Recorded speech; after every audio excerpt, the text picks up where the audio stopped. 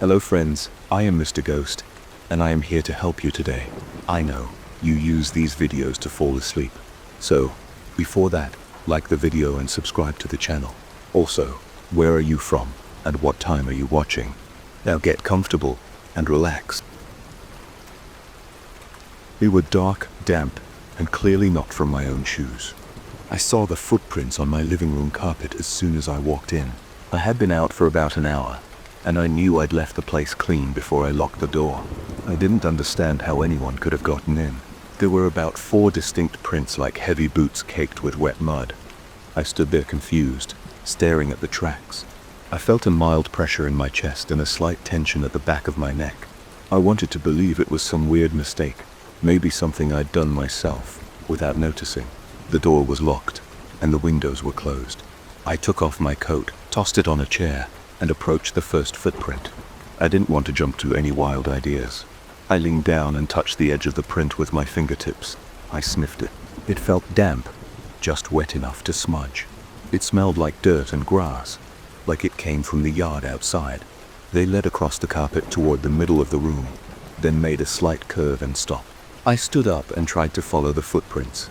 There was no sign of a turn toward the door or the hallway. I looked around.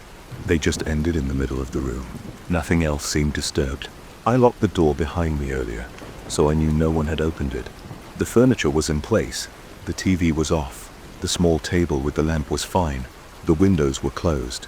I walked to the door and checked the lock. I tried to think if maybe I had tracked something in earlier, but I had no mud on my shoes. It was still secure. I checked the windows, all were locked. They seemed to belong to someone else. The prints were too large and too heavy looking to be my own. I decided to clean them. The mud came off slowly, smearing a bit, but I pressed harder. I knelt down at the first footprint and started scrubbing. I walked to the kitchen and grabbed a wet rag and some carpet cleaner. As I rubbed, I heard a soft thump behind me. The room was quiet. I stopped and looked back. Nothing was there. I tried again. As soon as I put pressure on the rag, I heard another thump. This time it sounded like a heavy boot stepping onto the carpet somewhere behind the couch. I stood up and looked carefully. I felt a small surge of adrenaline. My mouth got dry. I saw a new set of footprints forming on the opposite side of the room. These were fresh, as if something heavy and wet had just stepped there. I did not want to accept what I was seeing. They had the same shape and size as the first ones. They formed a small circle on the carpet. I walked over to the new footprints and stared. I looked around the room again. There was still nobody there. I didn't hear any breathing. I touched them again, feeling that dampness. I tried a different approach. I stopped cleaning for a minute and just stood there, silent, listening. There was no sound of movement, but I knew I had heard something earlier. I heard faint creaks in the floor as if someone was shifting weight from one foot to the other. Then I heard a slow, deep stomp like a boot pressing firmly into the carpet. I stepped back and waited. Another stomp followed, then another. After a few seconds I saw it. The carpet fibers bent slightly as if pressed by something heavy. I followed the sound with my eyes, trying to spot any motion or change in the carpet. A new footprint appeared. I felt my heart pounding harder. My breath got shallow. I tried to stay calm. I walked around the room slowly, keeping my distance from the footprints. Each time I moved, I would see another footprint forming in some area of the carpet. I told myself I had to figure this out. I wanted to see if there was a pattern. I decided to try cleaning again. They never formed close to my feet. They always appeared a few steps away as if something was circling me. Maybe I could remove them faster than they could appear. I got on my knees and scrubbed a fresh print. As soon as I cleared it, I heard a soft scraping sound on the other side of the room. I looked up and saw a pair of footprints forming side by side, like something standing still. I got up and headed there. When I approached, they vanished. Not by fading out, but by some trick of the light or my angle. I stepped back, and they came into view again. I leaned in and they were gone. I repeated this a few times. It was like they were visible only from a certain distance. I tried turning on more lights. I flipped every switch in the living room until it was fully lit. They were still there, scattered all over the carpet. The footprints did not disappear. Some formed wide arcs. Others formed half circles. At one point I noticed a line of them near the coffee table, arranged in a strange pattern. They overlapped in a tight curve, almost like a spiral. The smell of dirt and damp grass got stronger each time I approached them. I couldn't describe it as pretty or meaningful. It just looked like a confusing cluster of muddy shapes. I spoke out loud, even though I knew nobody was there. I said, "I don't know what you want." I said, "Who's here?" I got no answer, just silence. Then more footsteps. I heard a heavy step in the corner, then another near the couch, then one close behind me. Nothing was there. I spun around. I wanted to open the door and run out, but I also wanted to understand what was happening. I checked the door again to make sure it was unlocked in case I needed to leave quickly. I tried to catch the thing in the act. I stood in the center of the room and stared at the floor, waiting to see a footprint appear right in front of me. I waited for a minute, 2 minutes, 3 minutes. Nothing. The air got colder. I relaxed a bit, but then I felt a sudden drop in temperature. I could see my breath if I exhaled slowly. I spun around and found a new line of muddy prints leading directly toward me. My hands felt clammy, and I wiped them on my pants. Then I heard a long scraping sound, as if a boot was dragging across the carpet. They stopped about a foot from where I was standing. I stepped back. My heart was beating faster now. I tried to find a practical solution. I thought about cleaning supplies, maybe something stronger. I ran to the kitchen and grabbed a bucket, filled it with hot water and mixed in some soap. I scrubbed hard with a brush, using all my strength to erase the prints as fast as I could. I rushed back and poured the water on the muddiest prints. The carpet got soaked, but I managed to fade some of the footprints. I stopped to catch my breath. The room was silent for a moment. Then I heard heavy steps again, this time louder and faster, like someone pacing back and forth. I turned and saw a flurry of fresh footprints forming near the door. I tried to ignore the fear building inside me. They twisted around each other, crossing over the patterns I had just tried to remove. My throat felt tight, and I could feel sweat under my arms. I did not know what to do. I tried to think logically. Something invisible was walking in my living room, leaving muddy tracks. It seemed to move around when I tried to stand still. It seemed to react when I tried to clean. I decided to try capturing it on video. I pulled out my phone and started recording. I aimed the camera at the carpet, zooming in on a set of footprints. I spoke softly into the microphone, describing what I saw. As I recorded, I heard the footsteps again circling behind me. I spun around with the phone. I replayed the video. On the screen, I saw nothing unusual, just the empty room. But I could still hear those steps and see fresh footprints forming at the edges of the frame. In the video, the carpet looked normal, except for the marks I had not cleaned yet. It showed the footprints that were already there, but not the new ones forming as I recorded. I tried recording again while focusing on a spot where the footprints were appearing. The camera caught nothing but an empty carpet. When I looked away from the phone, I saw the footprints plain as day. But on the screen, they were not visible. I felt frustrated and cornered. I tried to move the furniture. I lifted a small coffee table and moved it aside.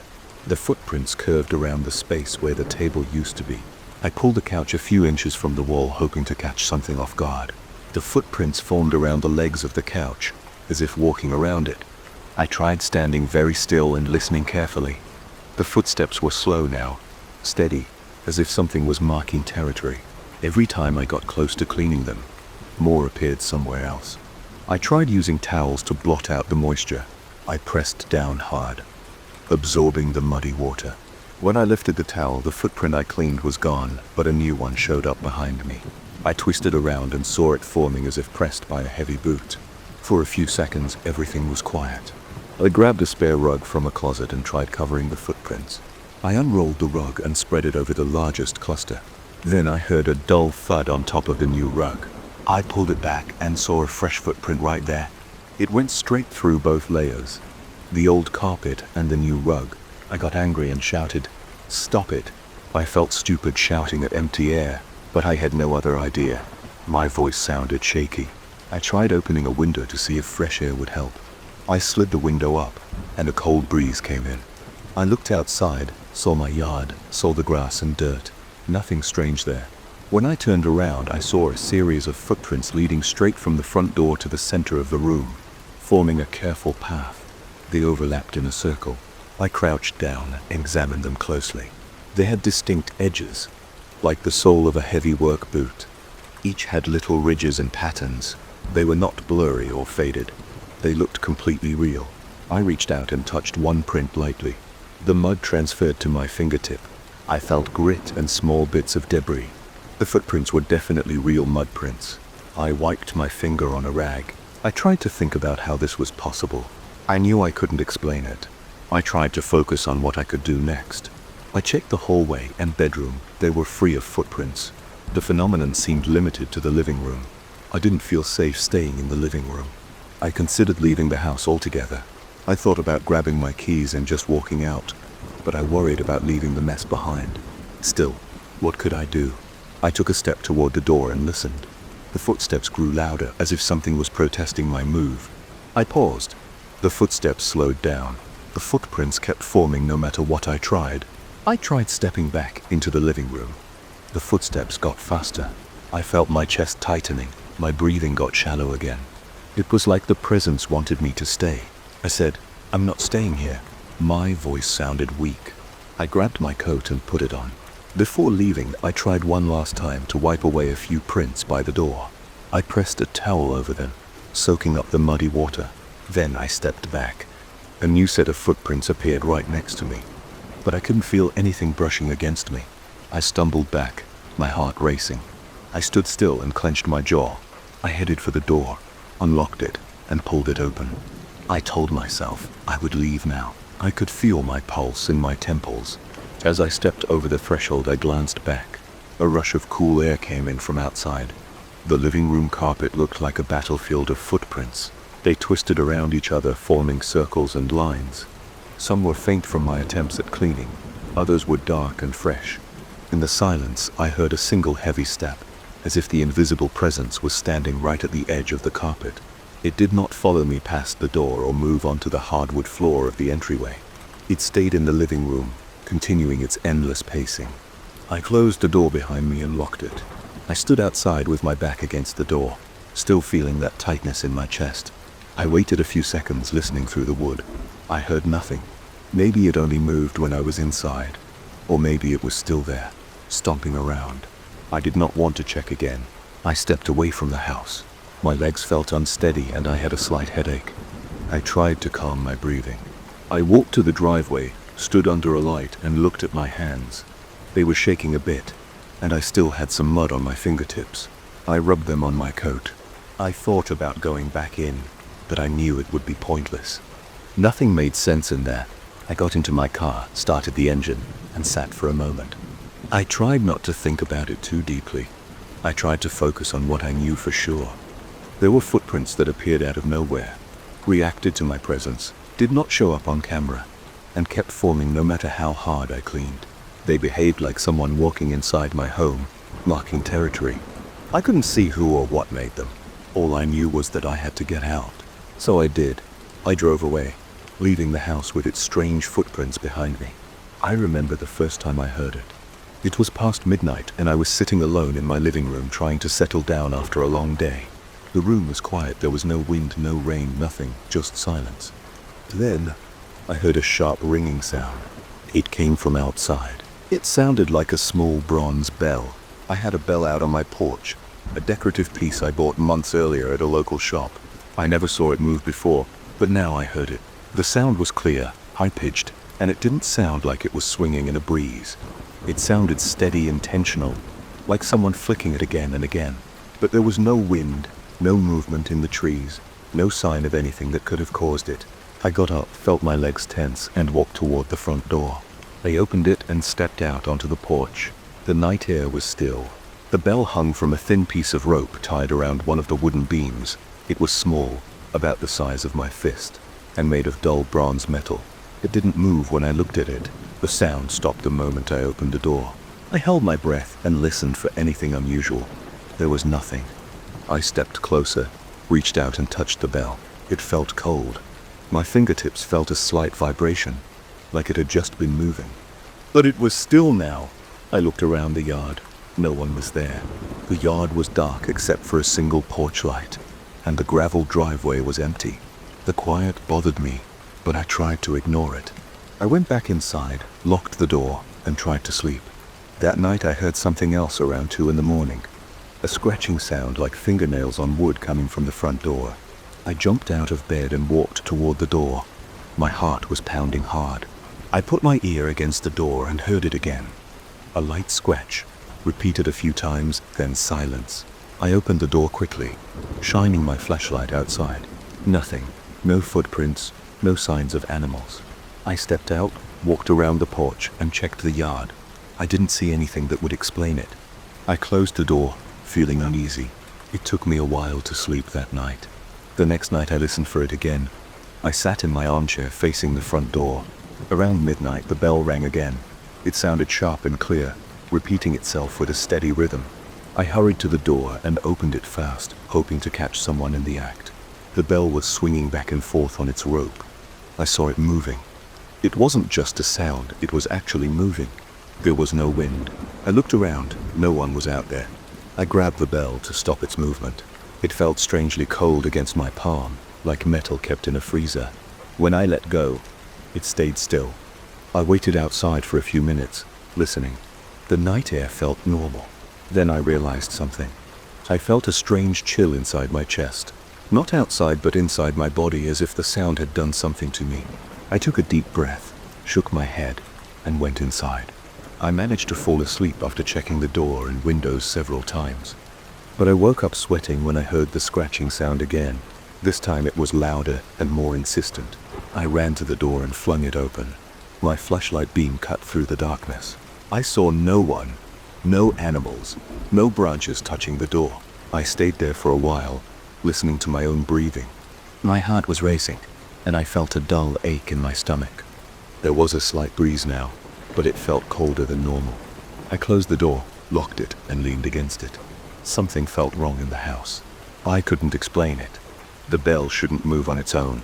On the third night, the bell started ringing earlier, around I was in the kitchen washing dishes. The windows were closed. The weather was calm. I heard the bell, stopped what I was doing, and walked to the door. I kept the lights off inside, hoping to see something outside through the window without being seen. I moved a curtain aside. The porch light illuminated the bell's shape. It was moving again, swinging back and forth. The ringing sound came in short bursts, each one echoing in my ears. Goosebumps rose on my arms. I noticed the temperature inside the room drop. My spine felt stiff. I tried to control my breathing, but my chest tightened. I could see my shadow on the floor, cast by a lamp behind me. As the bell rang, my shadow seemed to shift. It looked distorted. I blinked, thinking my eyes were playing tricks. But each time the bell rang, the shape of my shadow looked strange, like it bent at odd angles. It wasn't a trick of the light. The shadow was actually shifting in unnatural ways, sliding across the floor and stretching. I tried to ignore the shadow and focus on the bell. I decided to go outside and remove it. I put on my boots and jacket, took a pair of scissors, and stepped out. The bell kept ringing. I reached for it, and as I touched it, the ringing stopped. I cut the rope, and the bell dropped into my hand, heavy and cold. I closed my hand around it and went inside. I placed it on my kitchen table and stared at it. It looked ordinary. I ran my finger along its surface. It felt smooth. There were no markings, no dents. I set it on a shelf in my living room.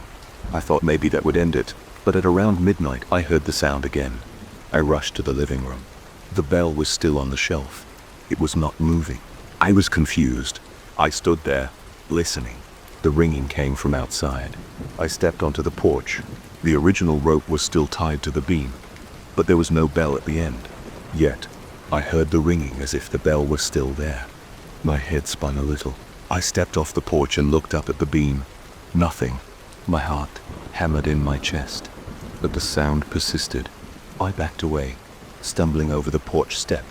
When I turned around to look at the door, I saw something move near the doorway. Sweat formed on my back, and my fingertips tingled. It looked like a dark shape low to the ground. I aimed my flashlight at it. It vanished. I hurried back inside, locked the door, and checked the bell I had taken in. It was still on my shelf. I touched it. It felt like ice. After putting the bell in a drawer, hoping to block the sound, I tried to sleep on the couch. Around 2 a.m, I woke up with a jolt. My entire body felt cold. My ears rang, not from outside but inside my head. I stood up and looked around. The living room was dark. My lamp cast a dim glow, and my shadow on the floor stretched across the room. It looked wrong again. I stepped closer to the wall to check if the angle of the light caused it. The shadow twitched, as if it wasn't mine. I stepped back. My breathing got rough. I tried to calm down. I focused on what I could feel. The floor under my feet, the fabric of my shirt, the dryness of my mouth. I felt trapped. I opened the closet drawer and grabbed the bell. It was the same one I had cut down. I squeezed it in my hand. It felt heavy, as if it gained weight. I left it there and walked to the kitchen to get a glass of water. My throat felt tight. Before I could drink the water, I heard a scraping sound on my front door. I froze, holding the glass. The scraping was slow and rhythmic. It sounded like something hard had been dragged across the wood. I tiptoed to the door and placed my ear against it. My heart thumped so loudly that I could hear it in my ears. I stood there for at least a minute, trying to decide what to do. I grabbed a baseball bat from beside the coat rack. I turned the lock and pulled the door open quickly. Nothing. I aimed my flashlight around. The porch was empty. I walked down the steps, circled the house, checked the driveway. I found no footprints, no broken branches, no signs of anyone. The air outside felt too still. My shoulders were tense and my lower back hurt from the stress. I went back inside, double-locked the door and pushed a chair against it. The next evening I tried to distract myself by cleaning the house and playing some music. I kept checking the time. When it got dark, I turned on all the lights inside.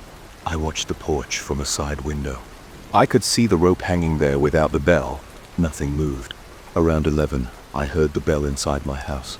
It sounded close, maybe in the living room. I rushed there and found the bell I had locked in the drawer lying on the floor. It looked like it had rolled out somehow. I picked it up.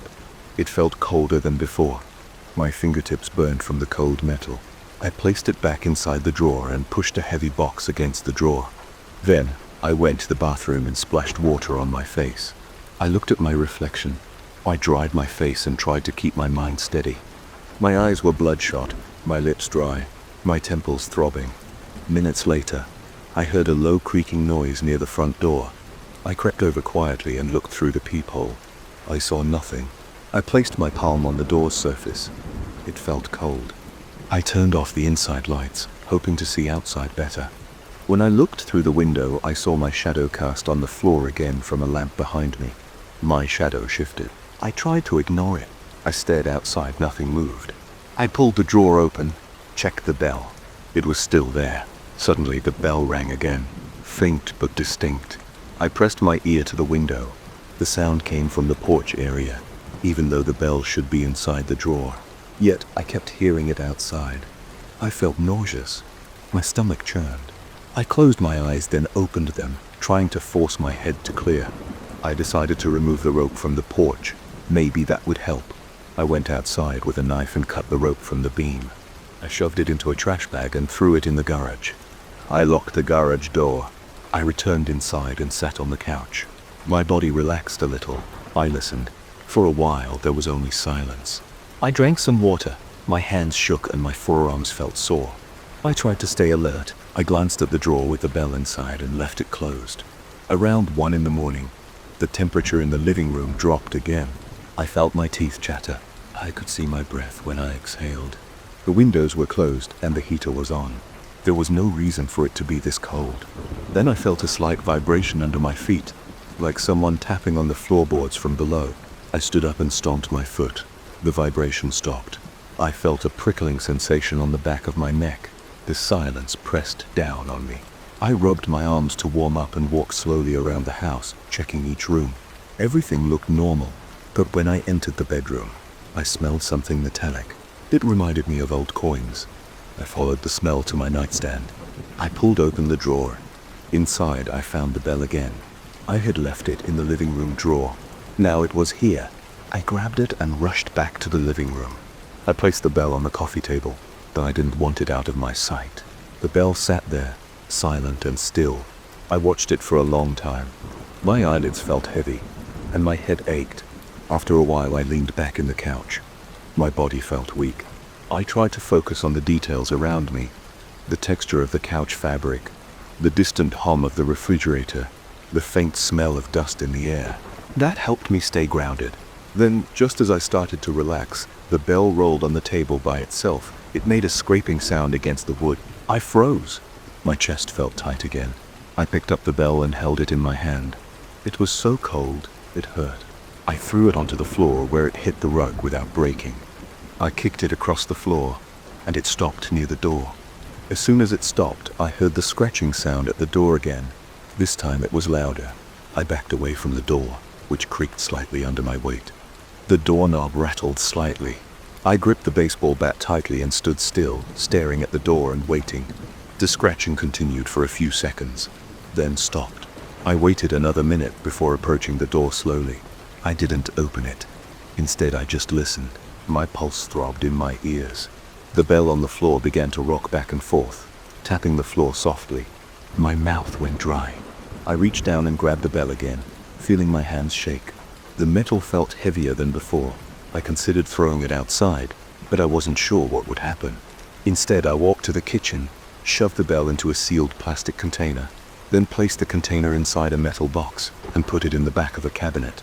I returned to the living room and waited, holding the bat. Hours passed, and I heard no more scratching.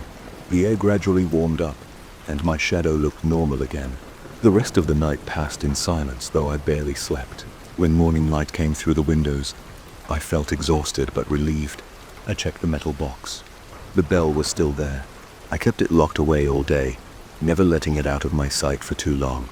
That night, I stayed in the living room, all the lights on, the metal box in front of me. I waited. The hours passed slowly. Just before midnight, I felt a chill.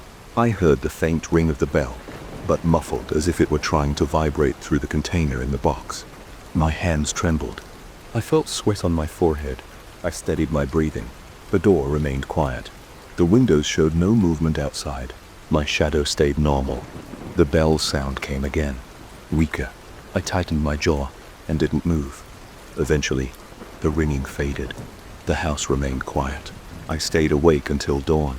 By morning, I felt drained, but the bell was silent. I kept it locked up. I waited another night and another. Each night I expected it to start again, but it never did. The house stayed quiet and warm. The door didn't scratch. My shadow didn't change. The sound didn't return. I still have the bell locked away. I don't know why it happened, or what caused it. I don't know who or what scratched at my door. Now I keep my windows closed and my porch empty. I don't hang anything outside. I stay vigilant at night. If I hear anything, I check right away. So far, I have heard nothing else. But I sleep lightly, always alert, because I can still feel that cold sensation in my chest when I remember the sound of that bell ringing in the dark. I had been there for most of the evening, handling spreadsheets and emails that nobody else wanted to touch. The overhead light was too bright, and the place smelled stale, like old paper and coffee that had been left out too long. I rubbed my eyes and stared at my computer, feeling heavy and tired. The building was silent except for a distant hum from the ventilation system. I had turned off my computer's monitor a few moments earlier, planning to leave soon. That was when I noticed something strange. Even with the monitor turned off, I could see a faint reflection in the dark screen. It did not reflect my own office. Instead, it showed a dim room I had never seen before. It looked like a place without clear lighting, with old furniture and a large round clock on the wall, stuck at 3 o'clock. The glass on the clock face was dull. The furniture looked dusty and heavy. There was a dresser or maybe a cabinet behind a chair. There was nothing modern about it. It was as if I were looking into another place entirely. At first, I leaned closer to the monitor. I squinted my eyes, trying to see if maybe I was just tired. I tapped the screen with my fingertip.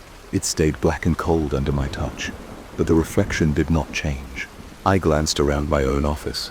The walls around me were white with some cheap paintings. The door was closed. There were no old chairs, no old clocks, no dark corners.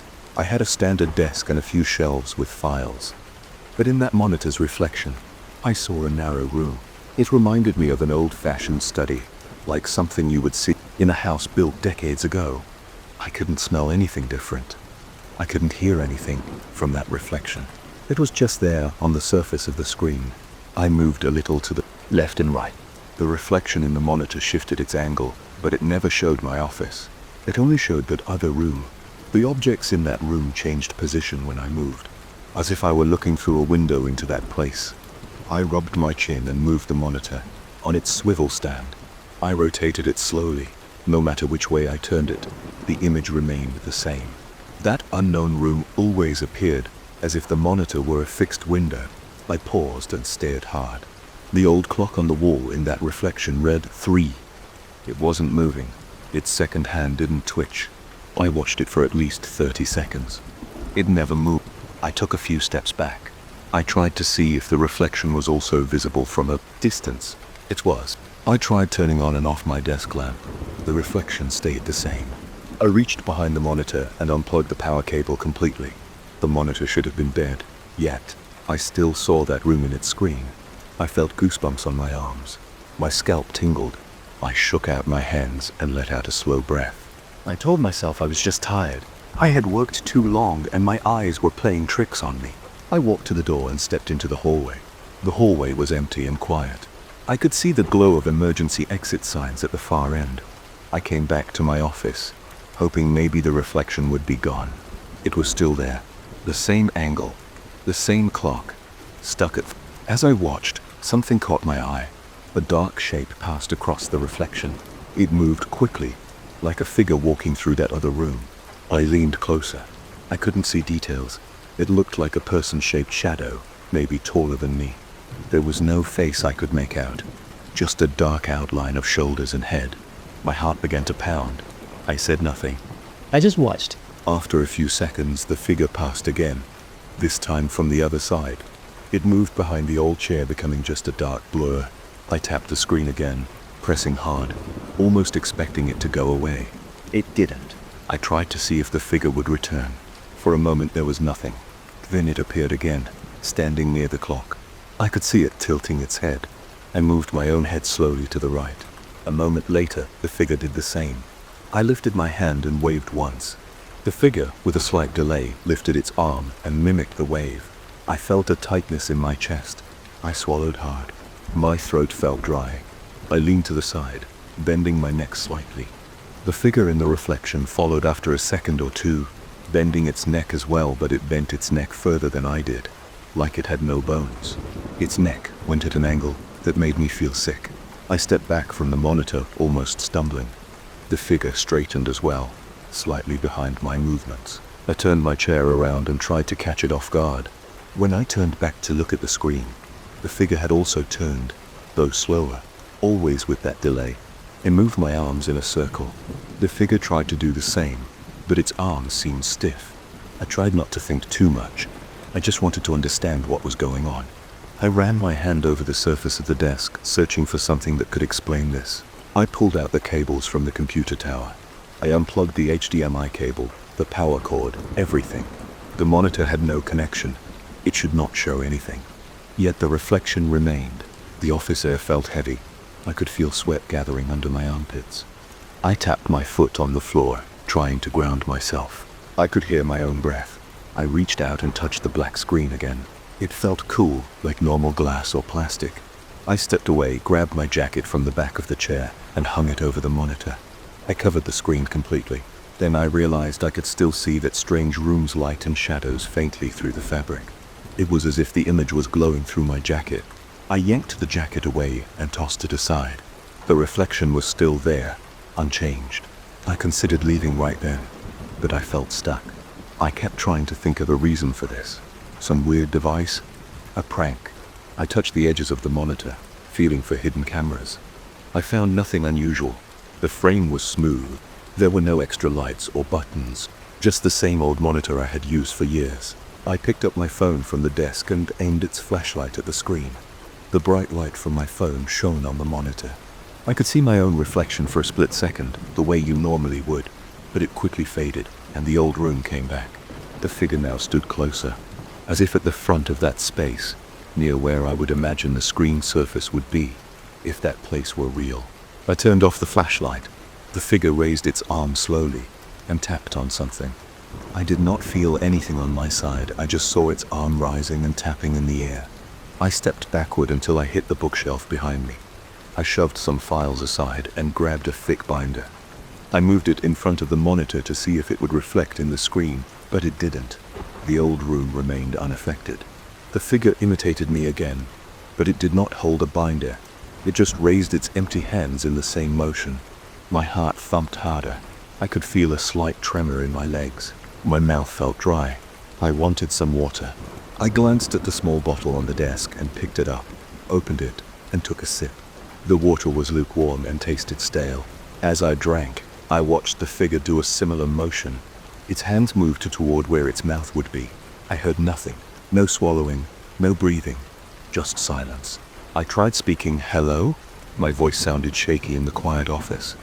The figure's shoulders rose slightly as if it spoke too, but I heard nothing in response. I leaned closer again. The figure stood about as tall as me. It had a head and shoulders, but I couldn't make out a face, eyes, or any features. It was just a shape, dark and solid, but not detailed. I checked the time on my phone. It was about 12. I knew I was alone in the building. Everyone else had gone home hours ago. I tried looking away. I turned my back to the monitor and stared at the white wall, trying to think clearly. Maybe I could just leave, but my curiosity stopped me. I turned around again. The figure was now slightly off to the side, reflected in that room. It looked like it was waiting for me to do something. I raised my right arm. It raised its right arm a moment later, but with a stutter, like a glitch. I moved my head in a slow circle. It tried the same, but its neck bent too far again. I felt my stomach twist. It pressed a hand against my abdomen, trying not to feel sick. I decided to test the limits. I took the monitor and lifted it off the desk. It was a bit heavy. I angled it upward, downward, sideways. The reflection never changed. It still showed that same old room with the stopped clock and old furniture. The figure stood there mimicking me. I reached behind and set the monitor down on the floor, facing the ceiling. The reflection still showed the room as if the monitor was facing forward. Gravity and orientation did not matter. I nudged the monitor with my foot. The figure, after a brief delay, moved its leg slightly, as if pushing something invisible. I got down on my knees and looked closely at the corners of the screen. The surface of the screen looked normal, but the image inside was stable. I knocked on the screen with my knuckles. I heard the dull tap from my side, but the figure did not react to the sound. It only reacted to my movements. I placed my palm flat against the screen and pushed. It felt solid. I saw the figure raise its own hand and push the air in front of it. I pulled back, stood up, and wiped sweat from my forehead with the back of my hand. I decided to try leaving the office. I grabbed my phone, wallet, and keys. I moved toward the door. As I did, I glanced back at the monitor. The figure followed me, moving sideways in its strange room, keeping me in view. I paused my hand on the doorknob. The reflection was still there. The figure was still watching. I turned off all the lights in my office, leaving only the dim glow from the hallway. The monitor screen still showed that dim old room, as if it had its own light source. The clock inside that room never moved from 3 o'clock. I stepped out into the hallway. From there, I could still see the monitor through the doorway. The figure stood near the chair, tilting its head. I walked farther down the hall. The reflection in the monitor screen seemed to shift, as if somehow it still showed me from a different angle. I moved back to the doorway and peered in. The figure had moved closer to the front of the old room. Its shoulders were tense. I swallowed and stepped inside again. I thought about covering the monitor with something heavier. I grabbed a large cardboard file box and held it in front of the monitor screen. The old room still showed through, as if the box were made of clear glass. I tossed the box aside, feeling frustrated. I pulled the monitor's cables out of the room entirely and hid them in a drawer, just to convince myself that it was completely disconnected. It made no difference. I considered calling someone. I pulled out my phone and dialed a coworker's number. It rang a few times, then went to voicemail. I whispered into the phone, asking him to call me back. I felt stupid trying to explain what was happening, so I just said I had an urgent question about a file. I ended the call and slipped the phone back into my pocket. My mind raced. I felt trapped and uneasy, but there was no immediate danger. The figure had not done anything to harm me. It only copied my movements with that strange delay and those disturbing angles. I decided to try to ignore it. I walked to my desk and picked up the documents I had been working on. I closed my laptop and put it in my bag. I tried not to look at the monitor, but my eyes kept drifting back. The figure was still there. Now it was closer, as if leaning in. I could see its shift weight from one side to the other. I sighed. a quiet sound that only I could hear. My pulse was still fast. I wiped my hands on my pants and straightened my shirt. I moved slowly around the room, and the figure copied me. I reached for my office chair and rolled it aside. The figure's hands moved as if pushing something invisible.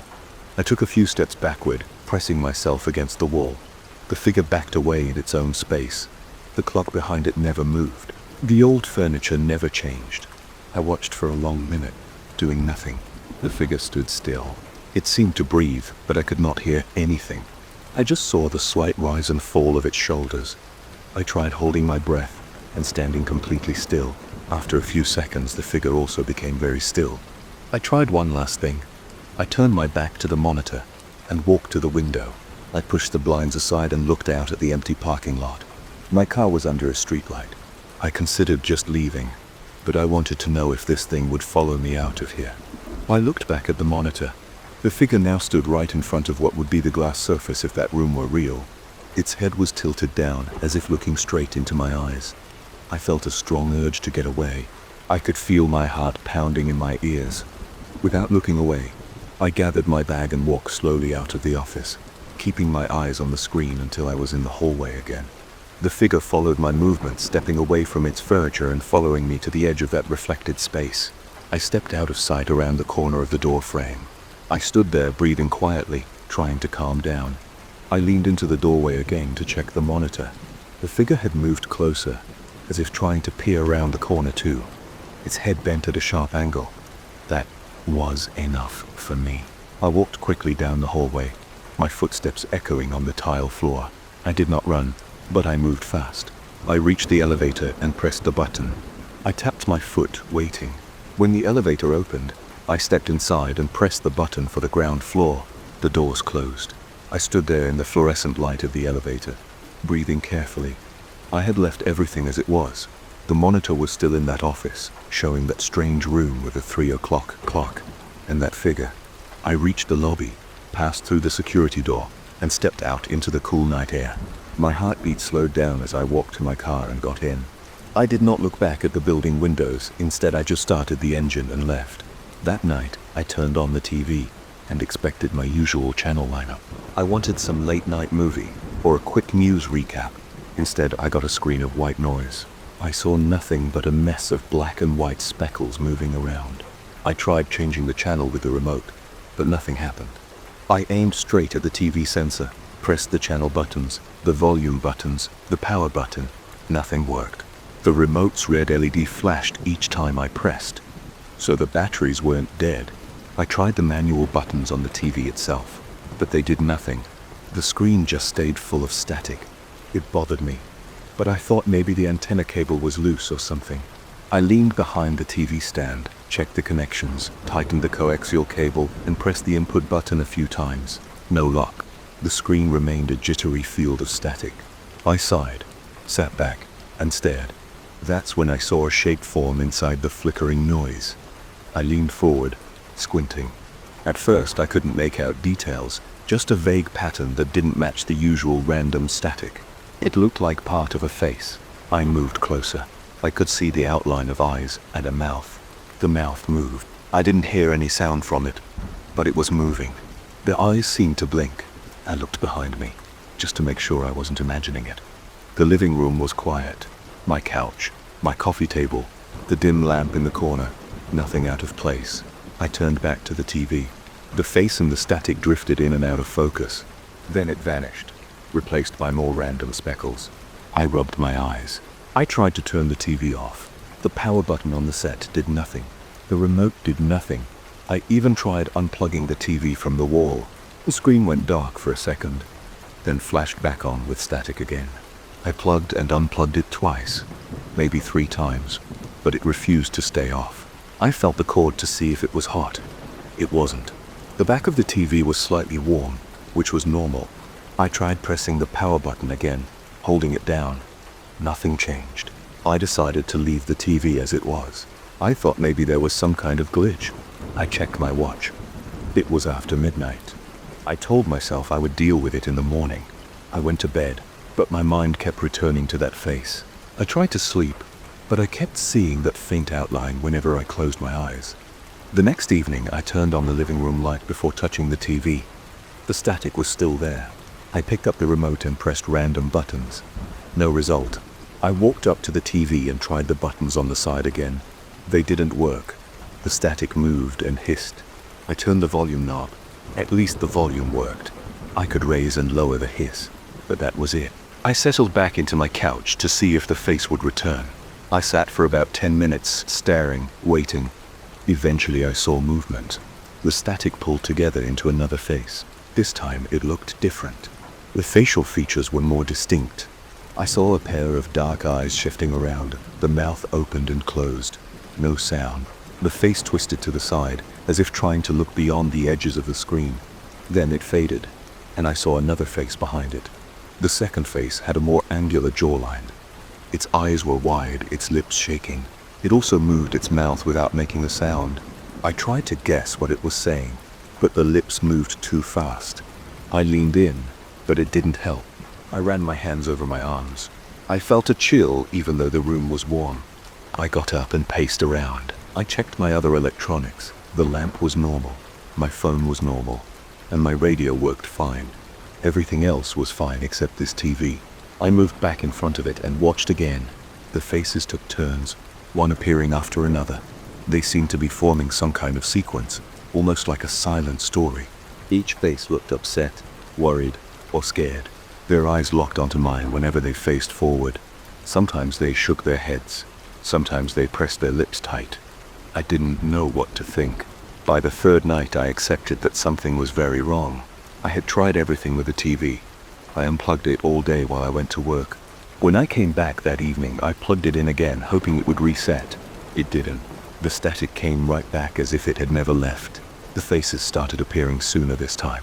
I sat down, arms crossed, watching. The first face looked like a woman with short hair. She had a tense expression. She mouthed something. I could see her lips forming shapes like help or maybe out. It was impossible to be sure. After hers, a man's face appeared. He looked angry. His eyebrows were drawn together. He also mouthed words, but I couldn't catch any pattern. Another face replaced his after a minute. Then another, and another. They came in a steady line. Each stayed on screen for about a minute, then dissolved into static, replaced by the next. I counted 5 faces that night before I got too freaked out and left the room. I tried sleeping in my bedroom door closed. No lights. I listened for any sound. The TV made a faint hiss through the wall. I could ignore it if I tried, but my thoughts kept returning to those faces. They looked trapped. I wondered if the TV was picking up some weird broadcast. Maybe there was a signal leak from somewhere, or maybe some kind of interference. But why wouldn't the TV turn off? Why couldn't I change the channel? The next night, I decided to try something else. I brought home an old set of rabbit ear antennas I had in the garage. I hooked them up to the TV, fiddled with them and tried scanning for channels. No response. The TV didn't react. I tried pressing the scan button. Nothing. I tried holding the power button for a full minute. Nothing changed. The static stayed the same.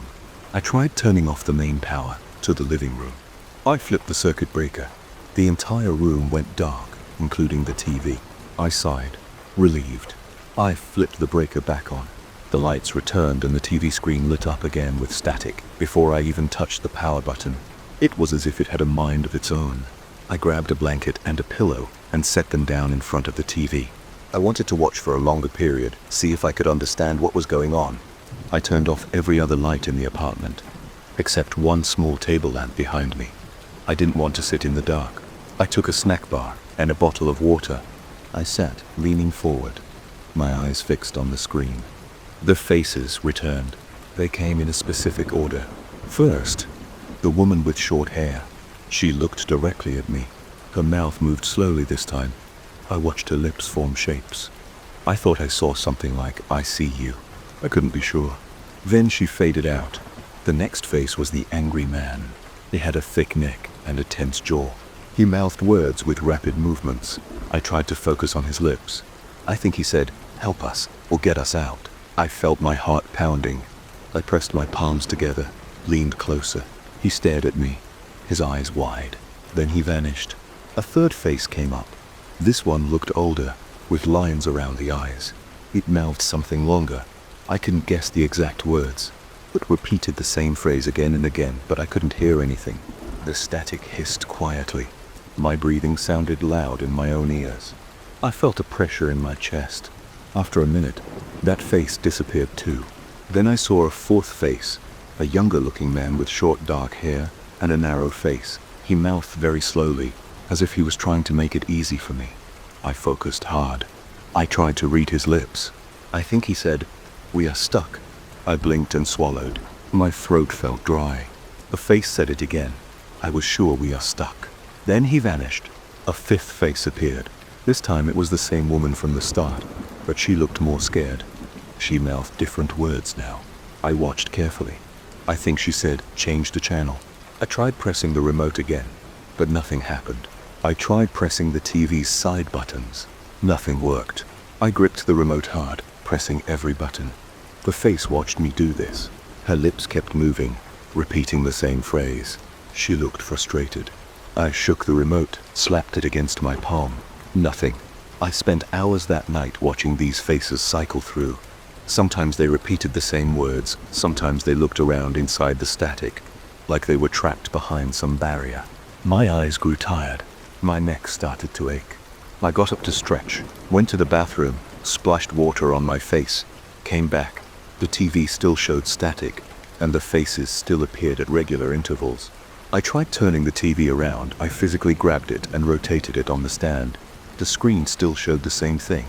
I tried plugging it into a different outlet. No difference. I considered throwing the TV out, but it was heavy, and I lived alone. It was late at night, and I had nowhere else to put it.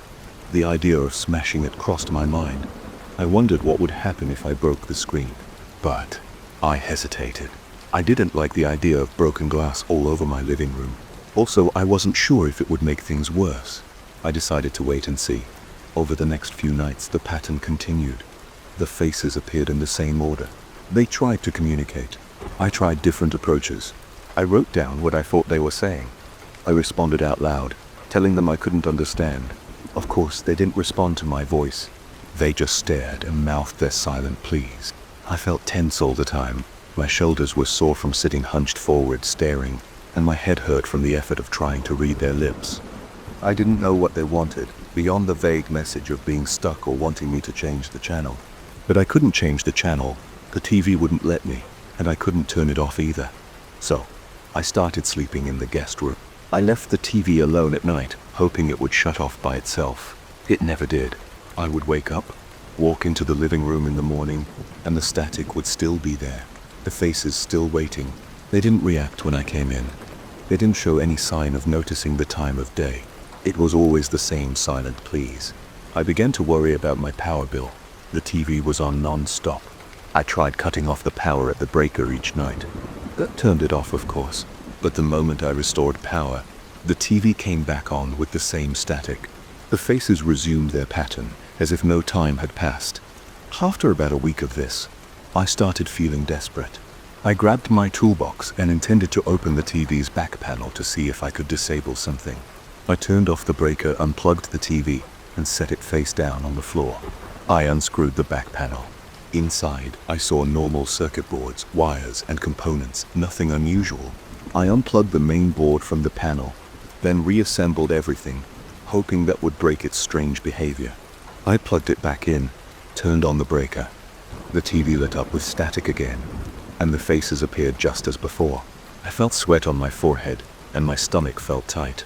I paced around my living room, thinking about what else I could do. I decided to bring an old television from my bedroom and set it next to the strange one. I plugged in the second TV and turned it on. It worked fine, with normal channels and everything normal there. I flipped through them. I looked at the strange TV. It still showed static and faces. I tried to connect the two TVs with a cable, thinking maybe I could transmit something. Nothing worked. That night, I sat in front of the TV again, watching. The faces came and went, each one mouthing words I couldn't fully understand, but I kept trying. After a few hours, I think I understood part of their message. They wanted me to do something to free them. They repeated something about changing the channel, turning something off or letting them out.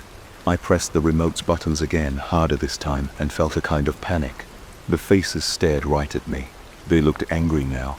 Their expressions were tense. Their eyes darted around. The older man's face appeared again. His lips said something new. "Break it." I think he said that. I glanced at the TV screen. The older man repeated it, "Break it." I stood up, walked to the kitchen, and returned with a hammer. I hesitated with the hammer raised, looking at the screen. The faces stared at me. They all mouthed, "Break it," one after another, cycling through. My hands shook. I swung the hammer at the screen. It cracked. Sparks flew. The image flickered. I hit it again. The TV went dark. I took a step back. The TV was broken. The glass shattered. The circuit boards were exposed. I waited, breathing hard. There was only silence. No static. No faces. I touched the broken edges carefully. They were sharp. The TV was finally off. I moved it out of the apartment the next day, carrying it out to the dumpster behind the building. I felt tired and relieved. That night, I watched my old TV in the bedroom. Normal channels, normal sound, no static. I switched channels without any problem. I didn't see any faces. I slept better. I never figured out what caused it. I never saw those faces again. The apartment felt normal afterward. Sometimes I remember those silent mouths moving in the static. I remember how they seemed desperate, but I don't have that TV anymore. I don't have to see them again. My living room is quiet at night now. I keep the new TV off unless I need it, and I take any chances. I open my eyes and look around my living room. My bookshelf stands against the far wall. It's an old wooden shelf with uneven edges. Yesterday, I cleared it out, packing every book into 2 cardboard boxes that I carried to a local donation center. I remember the weight of those boxes cutting into my hands and the sound of them scraping against the trunk of my car. I remember handing them over to a volunteer who stacked them on a metal cart. I remember driving home relieved to have more space in my apartment. But now as I stand here this morning, the shelf is full again. It's not only full, it's packed in exactly the same way as before. The titles are not all the same though. Some look familiar while others are strange. My name appears on some spines. I step forward and smell something like burned parchment. I hesitate, then reach out and slide one book free. Its cover shows a face that looks like mine, but twisted with features slightly off-center. The eyes seem smaller and too close together, and the mouth is stretched into a thin line. I open the book and flip through a few pages. The words inside describe my actions from yesterday, things I know I did. They describe me packing boxes, driving downtown, and leaving the books at the donation center. The language is dry and flat, but there's a tone that makes me uneasy. I snap the book shut and put it back. I walk into the kitchen. I try to ignore what I saw. I wash my face at the sink. The water is cold. I dry off with a rough towel and then stand there, leaning on the counter. My heart beats a little harder than usual. I go back into the living room. The shelf is still there, filled with those books.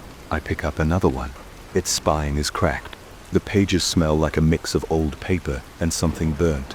The title is my last name, followed by a colon and some strange phrase that references a small routine I performed last night. Like Smith, cleaning the stove. I did clean the stove last night.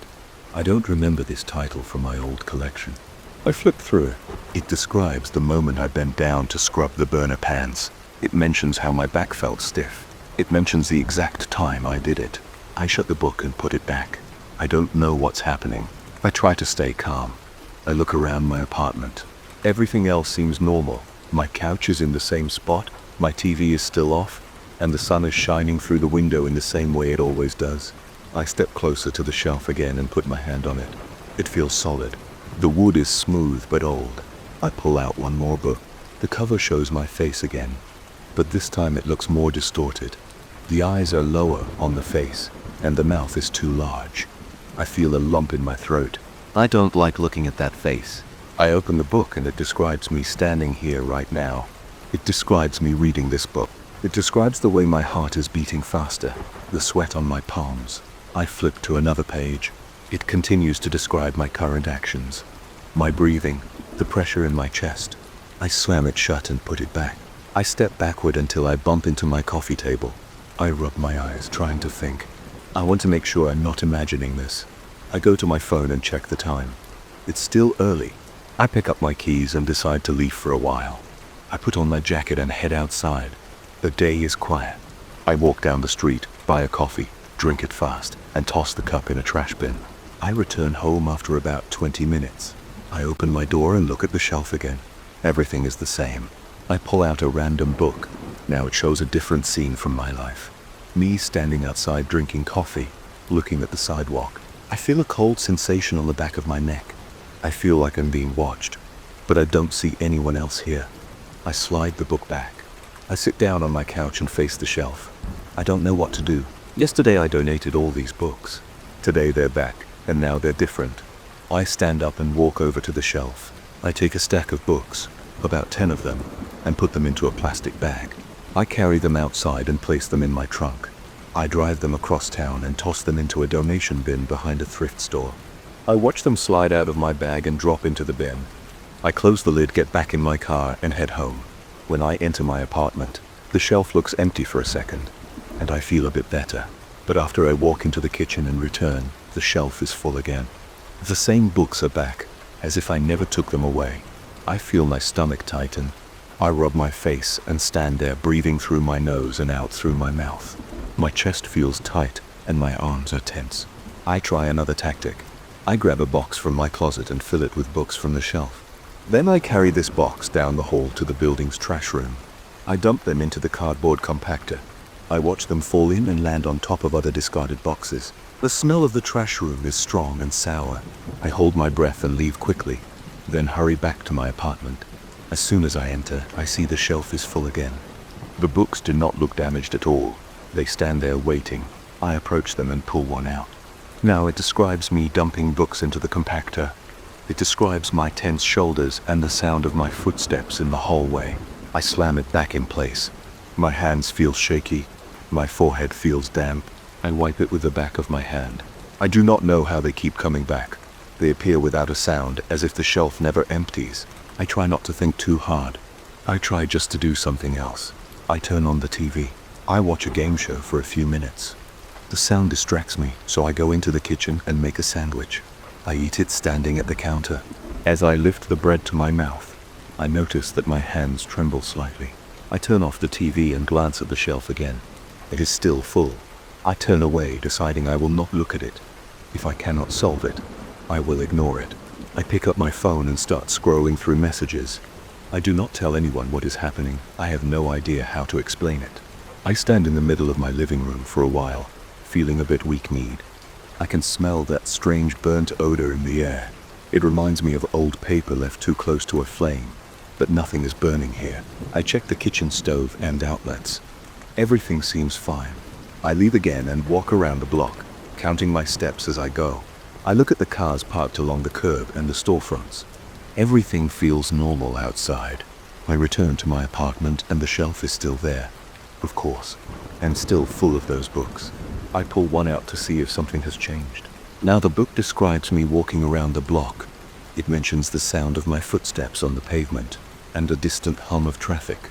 It also describes me refusing to look directly at the shelf before leaving. The details are correct. I push the book back, and I feel my chest tighten again. I swallow, and my throat feels dry. I try to rearrange the books. I place them in a different order. I push some to the left and some to the right, leaving a gap in the middle. Maybe in the morning I'll see if they've rearranged themselves. I sit on the couch and watch the shelf. It's quiet. The spines show my distorted face in various positions. Some faces have a crooked nose or a tilted jaw. Others have eyes that don't line up.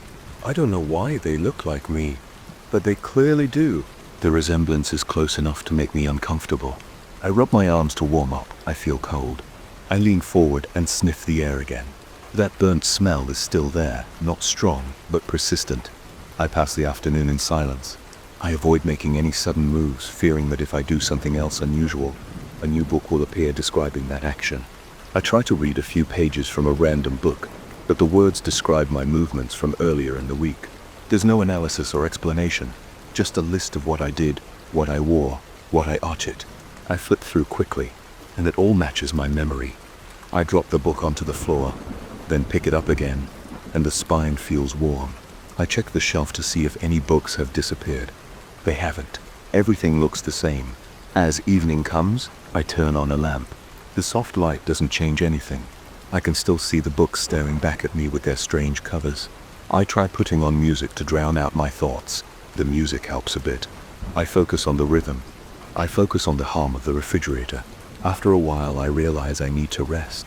I don't want to look at the shelf at night. I'm afraid of what I might see if I wake up. I consider sleeping in another room, but my apartment is small. The living area and kitchen are connected.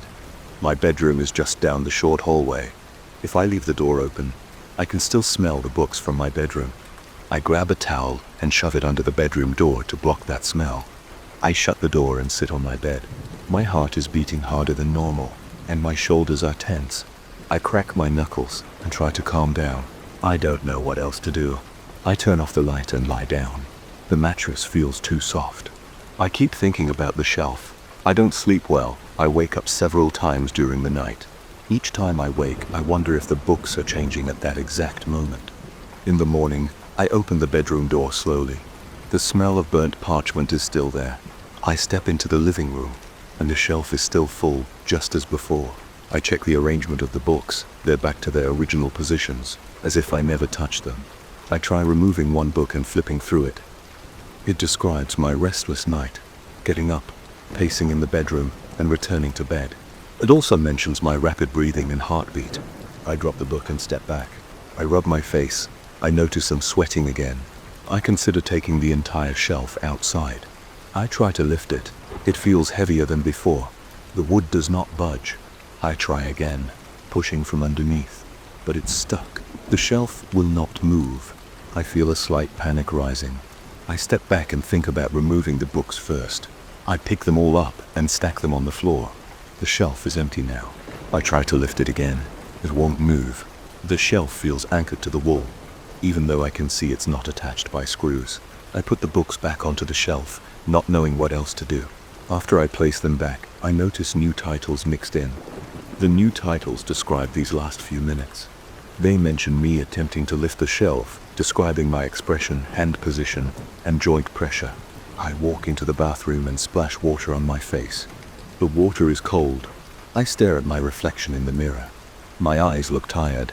I dry off and return to the living room. The books are still there. I pick up a trash bag and try stuffing them inside once more. But as soon as I turn my back, I hear a quiet rustling. I spin around, and the books are already back on the shelf. I didn't see them move. They're just there. I feel a sudden pressure in my chest. My hands feel clammy. I wipe them on my pants. I think about calling someone, maybe a friend, but I'm not sure what to say. I sit on the couch and stare at the books. The smell of burnt paper is all around me. My throat feels dry and scratchy, so I swallow hard. The rest of the day passes slowly. I try not to do anything that might be recorded in these pages. I stand still and breathe slowly. I cannot hold that position forever though. Eventually I move around, eat something, use the bathroom, and return. Each time, the books seem to record it. I flip through a few and see my actions described. There is no judgment or commentary, just a cold record of everything I do. I go to bed again. The next morning, it's the same. The shelf is still there, and the books are still fresh. Some have new covers.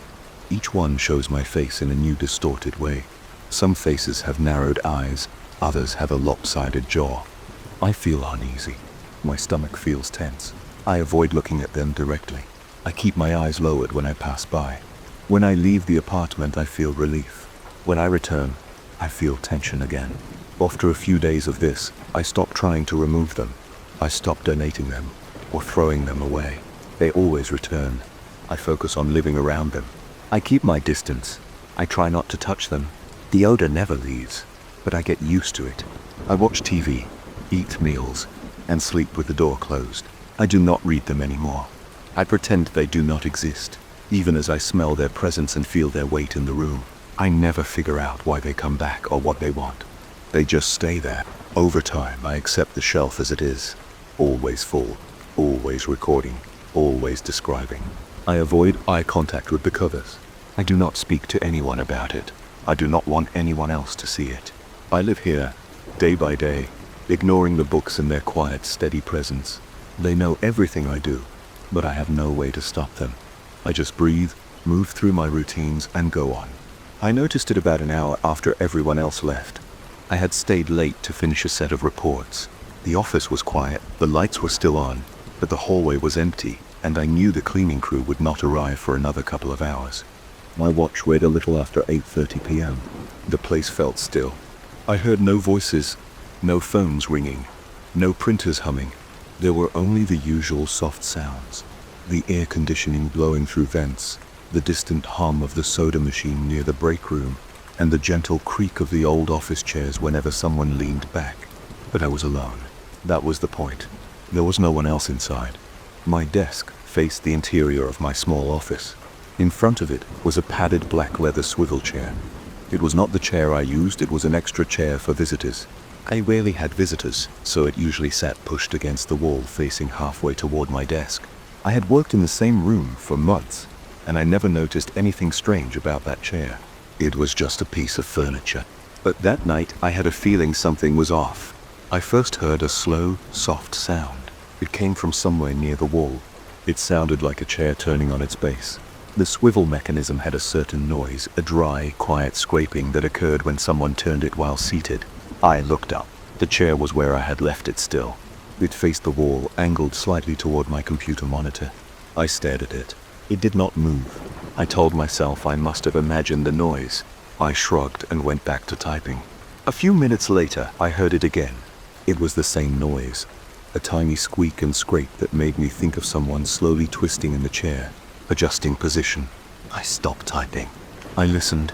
No other sound came. I turned my head. The chair looked exactly the same as before. I narrowed my eyes and watched it. The seat, back, and armrests was still. I looked at the angle of the seat cushion relative to my desk. It was angled a bit differently now. I felt certain it had faced my desk more directly before, but I couldn't prove it. Maybe I misremembered. I returned to my work. A moment later, I heard the squeak again. I looked up quickly. The chair had stopped. It was still. The angle seemed different again, maybe half an inch more toward the filing cabinet. I stood up and approached it. I touched it to see if it was loose, but it felt normal. I grabbed it back and twisted it a bit. It made the same sound I had heard. I let go. The chair stayed where I placed it. I backed away, keeping my eyes on it. If it was moving, I wanted to catch it. I stood there for at least a minute, just staring. Nothing happened. I decided to test it. I turned my back on the chair and pretended to fiddle with some papers. I stopped breathing loudly so I could hear every small sound. After a few seconds, I heard that quiet scraping again. I spun around. The chair was still, but now it definitely pointed toward the bookcase in the corner. I felt my heart beating faster. I could feel a slight tightness in my chest. My forehead felt warm. I took a step closer and bent down, checking the chair's wheels. They were not rolling. The base was steady. Nothing should have caused it to move. There was no draft strong enough to turn it. The air conditioning vents were on the other side of the room. I tried tapping the floor. It was solid. No vibrations. I stepped back and decided to ignore it. I figured I was tired, and my mind was playing tricks. I walked over to my desk and started typing again. After a few minutes, I heard it, the same sound, very soft, like metal rubbing lightly. I kept my eyes on the keyboard and listened. The noise came in short intervals, like the chair turning a few degrees at a time. It spun around quickly. The chair stopped moving again, facing the bookcase in a different way. It was a few inches further along its rotation. Now it pointed at the second shelf from the top. I walked over to the bookcase. I looked at the shelf the chair seemed to face. There were old binders, some reports from past years, and a row of manuals that I never touched. Nothing unusual. I glanced back at the chair and frowned. I felt unsettled. I pulled out one of the binders, flipped through it, and found old reports that were boring and standard. I pushed it back into place and waited. When I turned away, I heard the chair again. This time, I turned around slowly, trying not to startle it as if it were a living thing. It still managed to freeze the moment I looked at it. Now it faced slightly down toward the bottom drawer of my file cabinet. My mouth felt dry. I felt a light pressure in my stomach. I went to the filing cabinet and pulled open the bottom drawer. Inside, I found old files that were useless to me. I pushed them aside, checking if something felt strange. I saw no hidden compartments. I closed the drawer and looked back at the chair. I spoke quietly, though I'm not sure why. What do you want? I said. It made no sense to talk to a chair, but I did it anyway. It didn't respond. It remained still. I walked back to my desk and sat down. I placed my elbows on the table and stared at the chair. I wanted to see if it would move while I watched. I waited for about 10 minutes. My eyes started to burn a bit from not blinking enough. The chair stayed in place. No sound, no movement. I got up and walked around the chair, inspecting every part of it. I felt the fabric, the armrests, and the wheels. Everything looked normal. I decided to try another tactic. I would stand facing away from the chair but watch it in the reflection of my computer monitor. The monitor was off, and I could see a faint reflection of the room in the dark screen. I positioned myself so that the chair was visible over my shoulder. I pretended to focus on a stack of papers on my desk. I tried not to move my head. I listened. At first I heard nothing. Then I caught a subtle shift in the reflection. I couldn't see details, but I sensed a small change. I whipped my head around. The chair froze again, but now it faced the wall near the door. I walked to that wall. There was a tiny crack in the paint near the corner, just above the baseboard. I ran my fingernail over it. It felt like a thin line in the drywall. I pushed it a bit. It didn't open, but I felt something loose behind the paint. Maybe it was just old plaster. I got a small screwdriver from my desk drawer. I pressed the tip against the crack and pried gently. A small piece of drywall crumbled away, revealing a narrow gap. Inside, I saw a folded piece of paper tucked into the cavity. I pulled it out and unfolded it. It was a note with a few lines of text and a rough diagram of the office layout. The handwriting was small and shaky. It made no sense to me. It mentioned a cabinet and some reference numbers, but nothing else. I turned to the chair. It faced me directly now, as if it watched me hold the paper. My heart was pounding harder. I felt sweat on my back. I dropped the note on my desk and decided to see what else the chair would point to if I gave it time. I stood near the window with my back to the chair. After a while, I heard the scraping. I turned and saw it now face the top drawer of my desk. I opened that drawer. Inside were pens, sticky notes, a stapler, and a small locked metal box that I had never bothered to open. I didn't know where the key was, and I never needed anything inside it. It had been left there by someone who occupied the office before me. I shook it. It rattled. I wanted to open it now. The chair clearly wanted me to notice it. I searched my desk, looking under it, checking behind the computer, pulling out all the drawers. After a few minutes, I found a tiny key taped to the underside of my pencil holder. I tried it on the box. It opened. Inside were 2 old keys and a folded piece of fabric. The fabric was plain. The keys looked like they belonged to some old lock, maybe a storage closet. I looked at the chair. It faced the door now, as if telling me to try these keys somewhere else. I left my office and walked down the hall. I tried one of the keys on the supply closet door. No luck. I tried the other key on the locked cabinet in the small records room next door. It fit. I opened the cabinet and found boxes of old client documents I had never seen before. Nothing unusual jumped out at me, but I noticed that some folders had the same reference numbers mentioned on the note I found behind the crack in my wall. I pulled out one folder. Inside were old receipts, printouts of email exchanges, and a list of names. I recognized a few names as former employees who had left long ago. None of this explained the chair or what it wanted. I returned to my office. The chair now faced the door as I walked in, then slowly turned a few inches to face the area under my desk when I looked away for a second.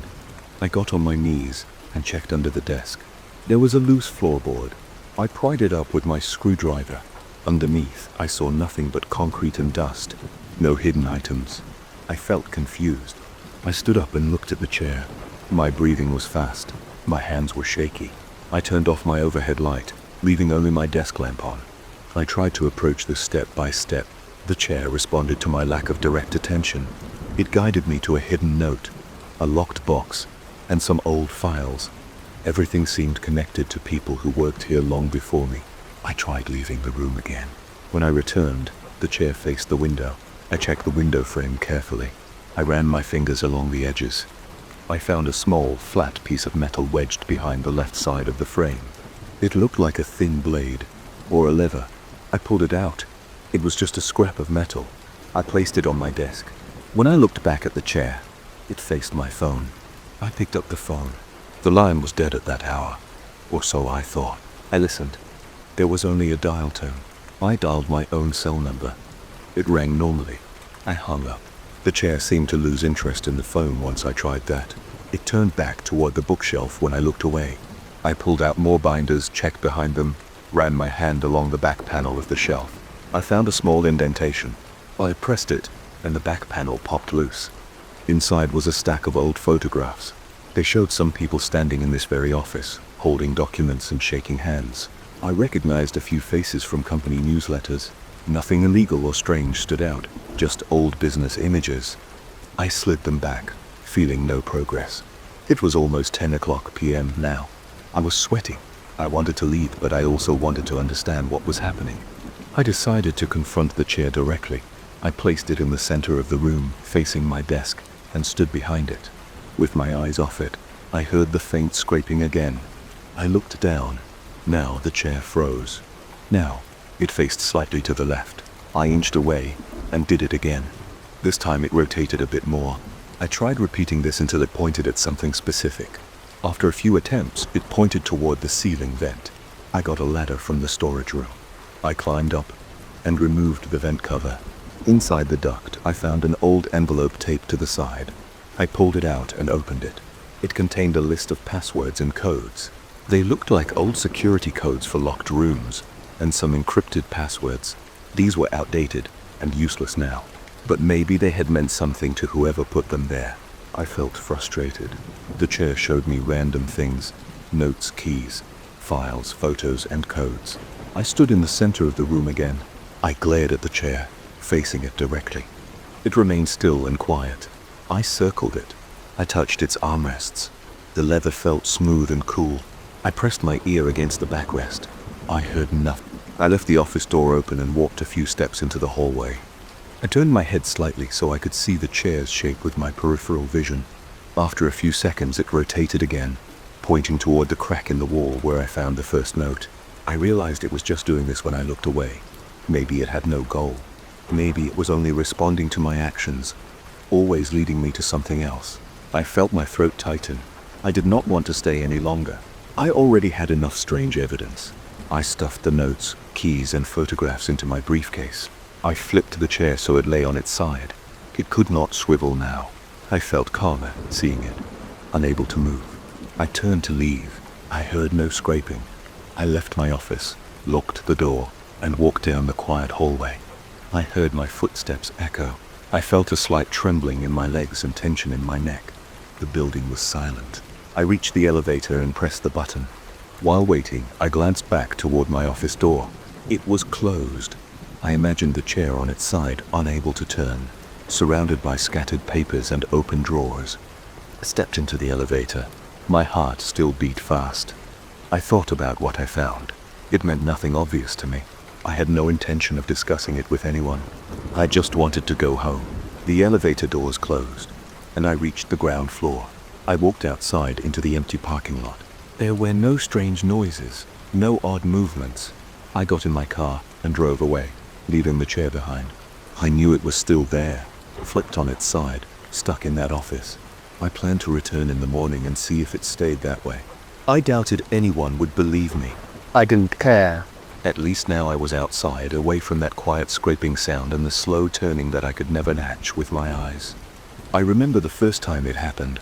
I had just moved into a small apartment on the third floor of an older building. It was late at night. The apartment was quiet, and the overhead lamp in the living room was on. Everything seemed normal. I walked over to the light switch near the door, planning to turn off the light and head to bed. I flipped the switch down. The light went out, but something else changed. My ears felt strange, as if the room had lost some of its usual sound. I could still hear traffic outside and the low hum of the refrigerator, but it seemed muted, like pressing my palms over my ears. At first I thought the bulb had died in a weird way, or maybe I was more tired than I realized. I turned the light back on. The brightness returned, and the sound of traffic in the refrigerator hummed normally again. I frowned and looked around. Everything seemed okay, but I noticed something subtle. The coffee table in front of my couch was perhaps half an inch to the left of where I thought it had been. My heart started beating faster. I could see the imprint in the carpet where it had rested earlier. Now it didn't line up. I turned off the light again. This time, in the darkness, I noticed the door frame seemed off. It looked like it was set back just a fraction of an inch. I could see less of it in the dark. I reached out to run my fingers along the wall and it felt slightly different. There was a gentle curve near the corner that I hadn't felt before. Though it wasn't major, I could feel it. I turned the light on again, and the door frame looked normal. Except now the side table next to the door was slightly turned, not completely parallel to the wall. I stood there breathing slowly, trying to calm down. I checked my watch. It was late, but I wasn't that tired. I decided to test it again. I turned off the light. Darkness filled the room, feeling thick and uncomfortable. My ears started picking up strange sounds. Not words exactly, but muffled voices. They were low and distant, like people talking in another room with a closed door between us. I blinked several times, trying to let my eyes adjust. I thought I saw movement near the baseboards. Something small and dark was on the floor, sliding or crawling. I moved slowly, reached out with my foot, and touched nothing. I turned the light on again. The voices stopped. The floor was clear, but now the bookshelf looked tilted. The top shelf books weren't lined up neatly anymore. My heart pounded harder. I didn't know what was happening, but I didn't like it. I walked around the apartment, touching the furniture, checking for loose floorboards, hoping to find a simple explanation. Everything was solid. I turned off the light once more. This time, I tried to keep my eyes shut and just listen. The moment the darkness settled, I felt like the air got heavier. My breathing felt harder. I kept my eyes closed, not wanting to see anything. I heard faint scraping sounds against the wall near the kitchen. I heard more of those distant voices, but they still didn't form real words. I heard a soft tapping under the window. I could feel my palms getting sweaty. I opened my eyes. The darkness was so thick that I couldn't see the outlines of my furniture. I fumbled for the switch and turned the light back on. Under the light, my apartment felt normal again, except my couch seemed slightly angled now, not straight against the back wall. I reached behind it and found that the gap was now larger. I was sure it hadn't been like that before. I pushed it back in place, but it took more effort than usual, as if the floor was now sloped. I paced around the room. I looked outside through the window. The streetlights were steady and the cars looked normal. I turned off the overhead light and switched on a small lamp on the side table. The small lamp gave off a warm glow, weaker but steady. The room felt stable, no weird sounds. Everything looked okay. I turned that lamp off and tried the overhead light again. The moment I hit the switch, darkness swallowed the room completely. It was deeper than normal darkness. My eyes did not adjust. It felt like a closed box. I listened. This time I heard soft breathing near the corner by the door. It wasn't my breathing. It had a slight rasp, inhaling and exhaling quietly. I felt the hair on my arms stand up. I didn't move. I waited, holding my breath. After a few seconds, I reached carefully toward the switch again and turned the light back on. The breathing stopped. There was no one there. But now the rug in front of the TV stand had shifted about an inch, and the TV stand itself seemed a little closer to the floor, as if its legs had shortened. I tried to think of something rational. Maybe I was imagining these shifts. Maybe there was some weird electrical problem in the building. But that didn't explain the voices or the breathing. I needed more proof. I grabbed a roll of tape from a kitchen drawer. I placed small pieces of tape on the floor around the coffee table's legs, marking their exact positions. I took a pencil and marked a light line on the wall at the level of the bookshelf's top corner. I memorized the alignment of the rug pattern with the TV stand's feet. I turned off the overhead light again. Immediately, I heard a soft scraping across the ceiling. I looked up. I couldn't see anything. The darkness pressed against my eyes. My breathing got faster. I tried to move slowly, inching toward where I knew the coffee table was. I kept my hands out in front of me, palms open. I felt something brush against my knuckles. It was soft, like fabric. I pulled back. There should have been nothing in front of me. I tried again. I reached out and my fingers touched something smooth. Maybe wood or plastic.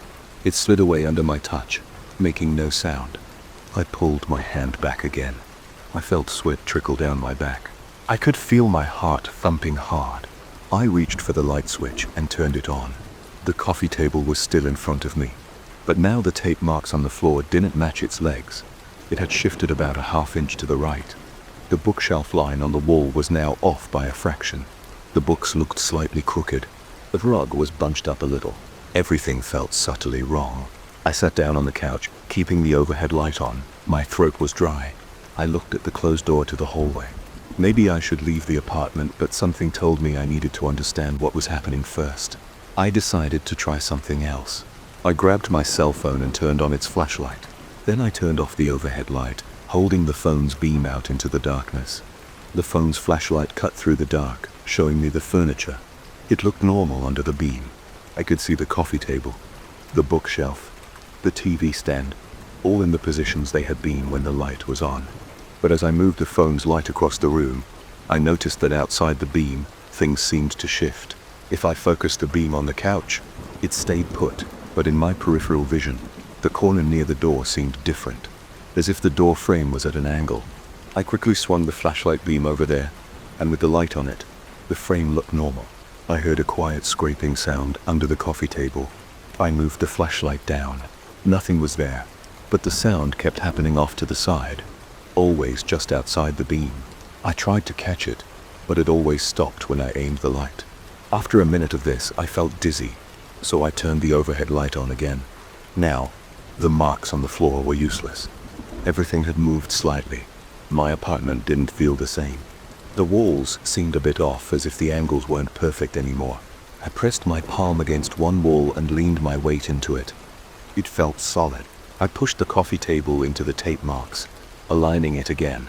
I straightened the rug. I fixed the books, tried to restore order. I decided I had to try something else. I turned the overhead light off and on in short intervals, 2 seconds off, then on, 2 seconds off, then on. I repeated this process, watching carefully. Each time I turned it off, I heard quiet sounds like shuffling feet or whispering voices. Each time I turned it back on, the furniture misaligned a bit more. The changes were small, but they added up. After several tries, the rug was almost half a foot from where it started. The coffee table was turned at a slight angle. The bookshelf leaned against the wall differently. The TV stand looked shorter. I felt a cold sweat on my forehead. I realized I was disturbing something by doing this. I sat down again. I tried to think of a way to fix this. I wanted to avoid abstract reasoning, so I focused on what I could do. I pulled the curtains closed and tried turning off the overhead light with the curtains drawn. The result was the same. The darkness felt thicker than any normal darkness. There were always small sounds and faint voices that never turned into words. There was always some movement at the edges of the room that I couldn't pin down. When I turned the light back on, the room would never return to exactly how it was. The differences were small but constant. I walked around the apartment with all the lights on, checking every corner. The bedroom was still normal. The bathroom looked fine. The kitchen cabinets were closed and aligned. The problem seemed centered in the living room. I tried leaving the overhead light on and using just the small table lamp. That didn't cause any shifts. The room stayed stable as long as the overhead light was on. But the moment I turned that one off, the strange effects came back. I began to feel shaky. My mouth was dry. My breathing was shallow. My legs were tense. I tried leaving the apartment. I went out into the hallway and turned off the overhead light from outside. I held the door open a crack and peeked in. It was dark inside. The hallway lights were on behind me. I could see a sliver of the living room floor. I heard the voices again, but they sounded more irritated now, like low grumbling. I saw movement along the floor, like shadows shifting quickly. I snapped the light back on from the hallway switch. Peeking in, I saw that the furniture had shifted again. The coffee table was now closer to the couch. The corner of the rug was folded up a bit. I stepped back inside and closed the door. I tested the walls. They were still solid. The floor wasn't soft. The furniture was real. I sat down and rubbed my hands on my thighs. I needed to calm myself. I decided not to turn off that light again for a while. I kept it on and waited, sitting quietly, watching for any changes. Nothing happened with the light on. Everything stayed still. After about an hour, I got up and tried something different. I took a screwdriver and tried tightening screws on the bookshelf. They were all solid. I measured the floorboards with a measuring tape, trying to confirm if the apartment was shifting physically. Everything measured the same each time. The changes only occurred when the light went off. I wrote down the exact position of each piece of furniture in a small notebook. Then I turned off the light again, counted to 5 before turning it back on. When I turned it back on, I compared my notes to what I saw. Everything had moved by small amounts. The coffee table legs were off by a few millimeters from their marked positions. The bookshelf angle was slightly different, and the rug had a new fold. I repeated this process several times, and each time the apartment lost a small fraction of its original alignment. After maybe 10 tests, the living room looked strange. The angles of the walls felt wrong. The furniture positions were all crooked, and even the floor felt uneven under my shoes. I tried pressing my foot against the floorboards, checking if they were loose. They seemed fine. I crouched down and ran my hand across the rug. The fibers felt normal. I touched the table legs. They were solid wood. Everything felt real, yet it all looked off. I realized that every time I brought the darkness, something inside that darkness changed my environment. I never saw it directly. I only caught glimpses of movement or heard faint breathing. My heartbeat stayed fast. My palms were clammy. I kept swallowing to clear my throat. I didn't want to see what would happen if I kept at it. I decided to leave the overhead light on for the rest of the night. I took a cold shower, keeping the bathroom light on. I felt tired and nervous, but I didn't want to sleep in the dark. I left the bathroom light on and the living room light on. I tried sleeping on the couch, facing the door, with my phone in my hand. I didn't close my eyes for long. Whenever I did, I felt like something would move again. I stayed awake for hours, staring at the room, waiting for some movement. Nothing changed with the lights on. Eventually, near morning, I got up and looked around one more time. The apartment still looked skewed, but stable. I checked the front door and the window, making sure they were locked.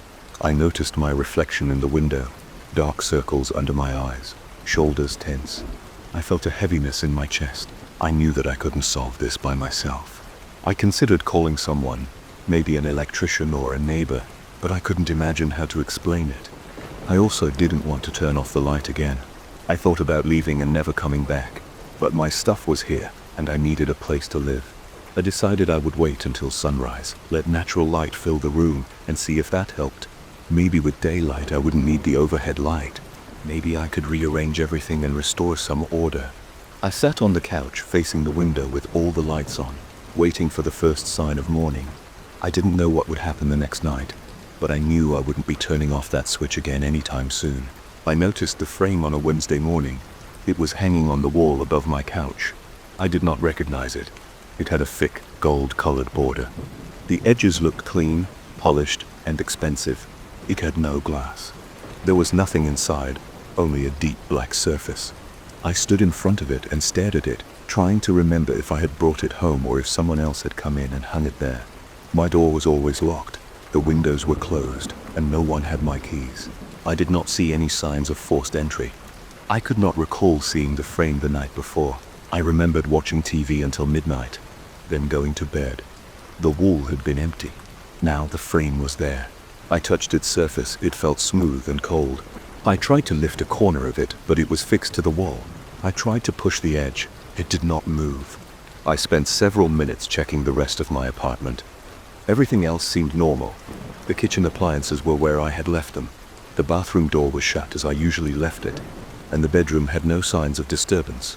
My wallet and phone were on the small table by the couch. The door was locked from the inside. I returned to the frame. I leaned in. I could see my reflection faintly. I saw my eyes, my nose, and my mouth, but the reflection was dim. Behind my reflection there was only darkness, no details. I decided to leave it alone. I had work that morning. I got dressed, had coffee, and left my apartment. I tried not to think about it during the day. I avoided looking at my phone when I got texts. I ignored calls. I did my work, ate lunch, and came home in the evening. The frame was still there. I examined it again. Still no picture, no photograph, no painting, just a black background. I tried tapping it. It made a dull sound. I stood on a chair and looked at the top edge. I found no hooks or wires. It seemed to merge with the wall. The next morning, I noticed something unusual inside the frame. It was not just black anymore. There were faint shapes inside. They looked thin and irregular. I leaned in close, inches from the surface. These shapes moved slightly. I could see slow shifts in their positions. They formed patterns that changed without any sound. I tried to focus my eyes. It was hard to tell if these shapes were flat or if they had depth. They reminded me of twisted branches or narrow hallways. They seemed to stretch backward into darkness. Later that day, after coming home from work, I switched off the lights in my living room and used a small flashlight to see if the frame's interior would reflect the beam. The beam did not reflect, it disappeared into the blackness. I reached out with my hand. I stopped when my fingertips hovered in front of the dark surface. I felt a slight chill. I could feel a weak current of air, as if a draft was coming from inside the frame. I smelled something stale, like an old basement or a closed cellar. I heard a soft rustling sound. I held my breath and listened. There were low whispers. The voices sounded distant and metallic. I couldn't make out words. I stood there holding my flashlight, feeling my heart beating hard. I felt sweat on my palms. My breathing got faster. My mouth felt dry. I backed away and turned on the lights. The whispers stopped. I tried to convince myself it was my imagination, but that night I woke up twice. I thought I heard movement in the living room. When I got up and checked, there was nothing except the frame. I stood in the hallway and pointed a flashlight at it. The surface looked empty. I didn't approach it closely. I felt uneasy. My legs felt shaky. I stayed awake until morning, sitting in my bedroom, listening. The next day, I came home early, but didn't turn on the TV. I pulled a chair close to the frame and sat down. I wanted to see what it would do if I watched it without distraction. After a few minutes, I saw changes again. The black interior seemed to shift. Shapes inside moved slowly, gliding in silence. I noticed a dim glow deep inside. It was not bright, but had a grayish tone. I leaned forward. The air around my face felt cold. I felt my hair move slightly, as if a breeze came from inside. I gritted my teeth and held my breath. I heard those whispers again. They were more distinct now, with a slight echo. It felt like standing near a hollow pipe that carried distant voices. I did not look away. Instead, I tried to see what was moving inside. After some minutes, I noticed a shadowy form drifting in the darkness. It had no clear shape and didn't look like a person, more like a mass of shifting darkness that moved back and forth within the frame's boundaries. I tried speaking to it, but my voice sounded thin in the silent room. It said hello. I asked if it could hear me, but got no answer. The whispers continued, though they never addressed me directly. They sounded random and faint. I got up and tried to pull the frame off the wall. I grabbed the edges with my fingers and pulled, but it wouldn't budge. I then tried sliding a flathead screwdriver behind the frame, but the tip didn't go far. There was no obvious gap. The frame felt like it was part of the wall, so I hit it with my palm. I felt a slight vibration, but no damage. I considered smashing it with a hammer, but something held me back.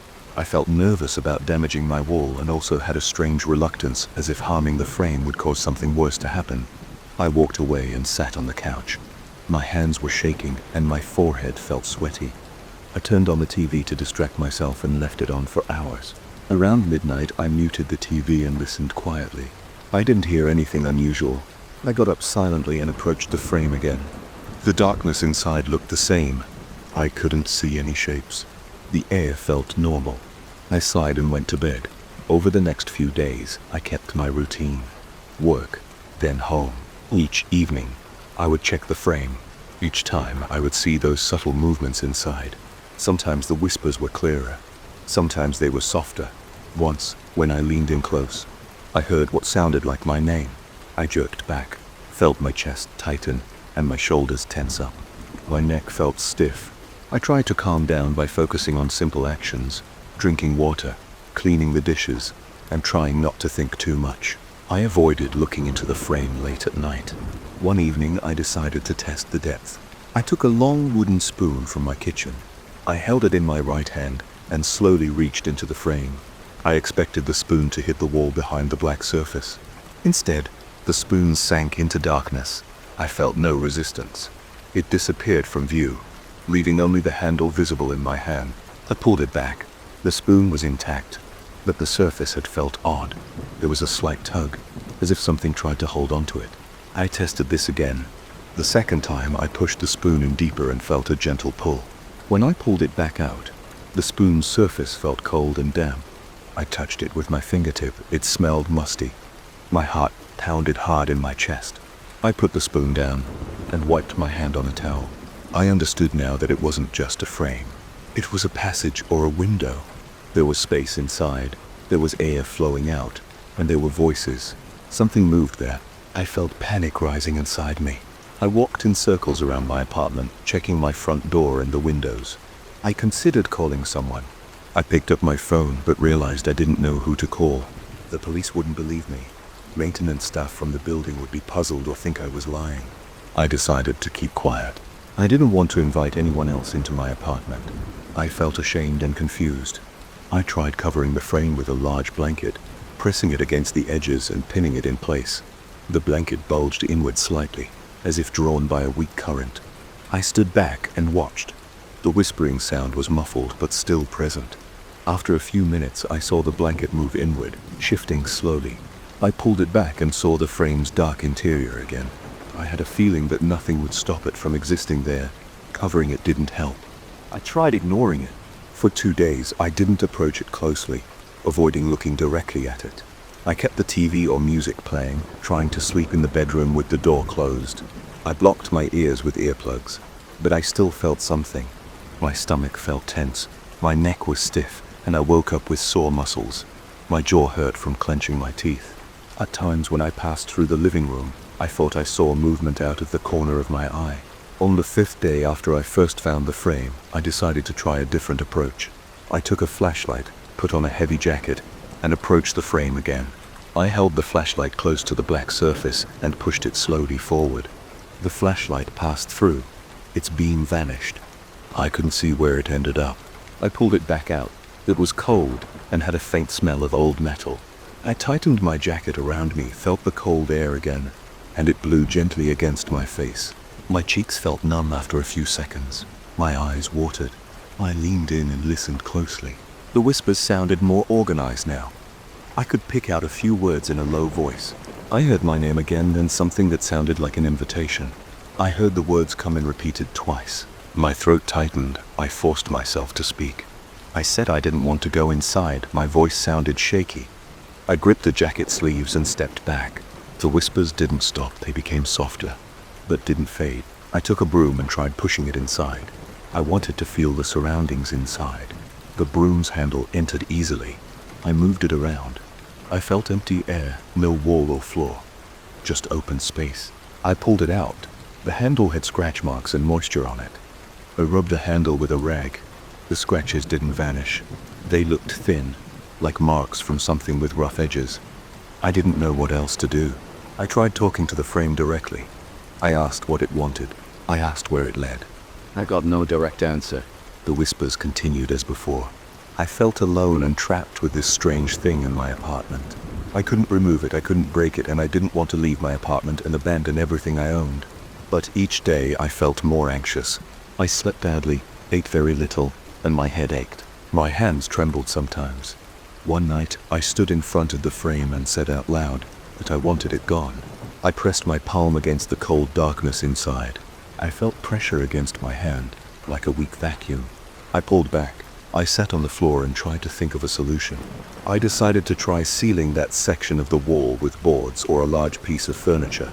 I dragged a heavy cabinet from the bedroom, pushed it against the wall covering the frame, and placed heavy boxes on top of it. I hoped that would block the breeze and the sound. For a moment, I heard the whispers grow louder, then quiet down. I waited. I didn't hear anything for a while. I kept the cabinet there all night. I stayed awake in my bedroom, listening. The apartment was silent. In the morning, I checked. The cabinet was still in place. I moved it slightly and peeked behind it. The frame was still there. The darkness remained. But for now, I didn't hear whispers. I saw no movement. I backed away and left the cabinet where it was. I stopped trying to understand it. I stopped testing it. Instead, I tried to go back to my old routine. I went to work. I ate normal meals. I watched TV in the bedroom. I ignored the living room as much as possible. I avoided looking at that wall. After a few days, my nerves calmed down a bit. My sleep improved. My hands stopped shaking as much. Sometimes I still hear soft murmurs late at night. Sometimes I feel cold air under my door, but I do not go back there. I do not try to look again. I keep the cabinet in front of it. That is all I can do right now. I do not have an explanation. It just appeared, and I cannot remove it. I keep living here, careful, trying not to let that thing draw me closer. It is there, and I am here, and I want to keep it that way. I woke up a little before 3 in the morning with a dry throat. It happened often since I started going to bed late and eating heavy dinners. I wanted a glass of water, so I got up from bed, walked down the dark hallway, and headed for the kitchen. I did not turn on any lights. I did not like the way artificial light made my eyes sting at that hour. I passed through the living room. On the small table by the couch, there was a framed photo of me standing at the edge of a cliff. It was from a trip I took about a year ago. I had placed it there a few days ago because I rearranged some furniture and wanted to remind myself of that day. It was a normal photo. Me in a green t-shirt, jeans, and boots, squinting in the sun with a rocky landscape behind me. Nothing special. That night as I passed by, I glanced at the photo without thinking much. My eyes felt heavy, and I just wanted water. Still, I noticed something that made me stop. The background in the photo did not look like that rocky place I remembered. Instead of the bright sky and distant horizon, I saw old stone structures. They had collapsed walls and chunks of rock spread around. There was green moss on the stones. The sky in the picture looked gray and dim. I thought maybe I was still half asleep, so I leaned in closer. I didn't see the original background at all. I saw a place I never visited. I didn't say anything. I just stared, confused and a bit tense. Then I shook my head and went to the kitchen, got my water, and came back. I looked at the photo again, and it was back to normal. The rocky landscape and blue sky were there. My eyes were stinging, and I was tired. I told myself it was just a trick of my mind. Then I returned to bed. The next night, I tried to ignore the weird feeling in my chest before going to sleep. I lay in bed, watched something on my phone, and tried to relax. I woke up again around the same time, maybe a bit later, craving water. I walked through the living room once more. This time, I decided to look directly at the photo. I didn't rush. I walked right up to it. I didn't turn on the lights again. I let my eyes adjust. At first, I saw nothing strange. Then I leaned in, and my breathing got faster. The background was now different again. The ruined stones and moss were back. I saw a few broken arches and piles of rubble. Everything looked old and damp, as if it had recently rained. But that wasn't the worst part. I looked at my face in the photo. My eyes appeared darker, and the area around them looked sunken. The skin under my eyes looked shadowed and hollow. My expression didn't match what I remembered. In the original photo, I was smiling a bit. Now I looked tired, almost sick. My eyebrows were slightly down. I stood there, my heart pounding. My mouth felt dry again. I didn't touch the frame. I just stepped back and stared. I thought maybe I needed light. I turned on a small lamp in the corner of the living room. I blinked a few times and looked again. Everything looked normal now. My old photo, my normal face, the original background. I felt a heaviness in my chest. I wanted to convince myself I was imagining it, but I knew something was off. On the third night, I decided to test it. I didn't drink too much before bed, but I still woke up thirsty. I had avoided looking at that photo all day, pretending everything was fine. When I entered the living room, I felt a shiver on my arms. I didn't turn on the lights. I went straight to the photo and looked. The background was different again. The ruins looked even clearer now. The stones were wet, and there were dark patches on the ground. It looked like mud or damp earth.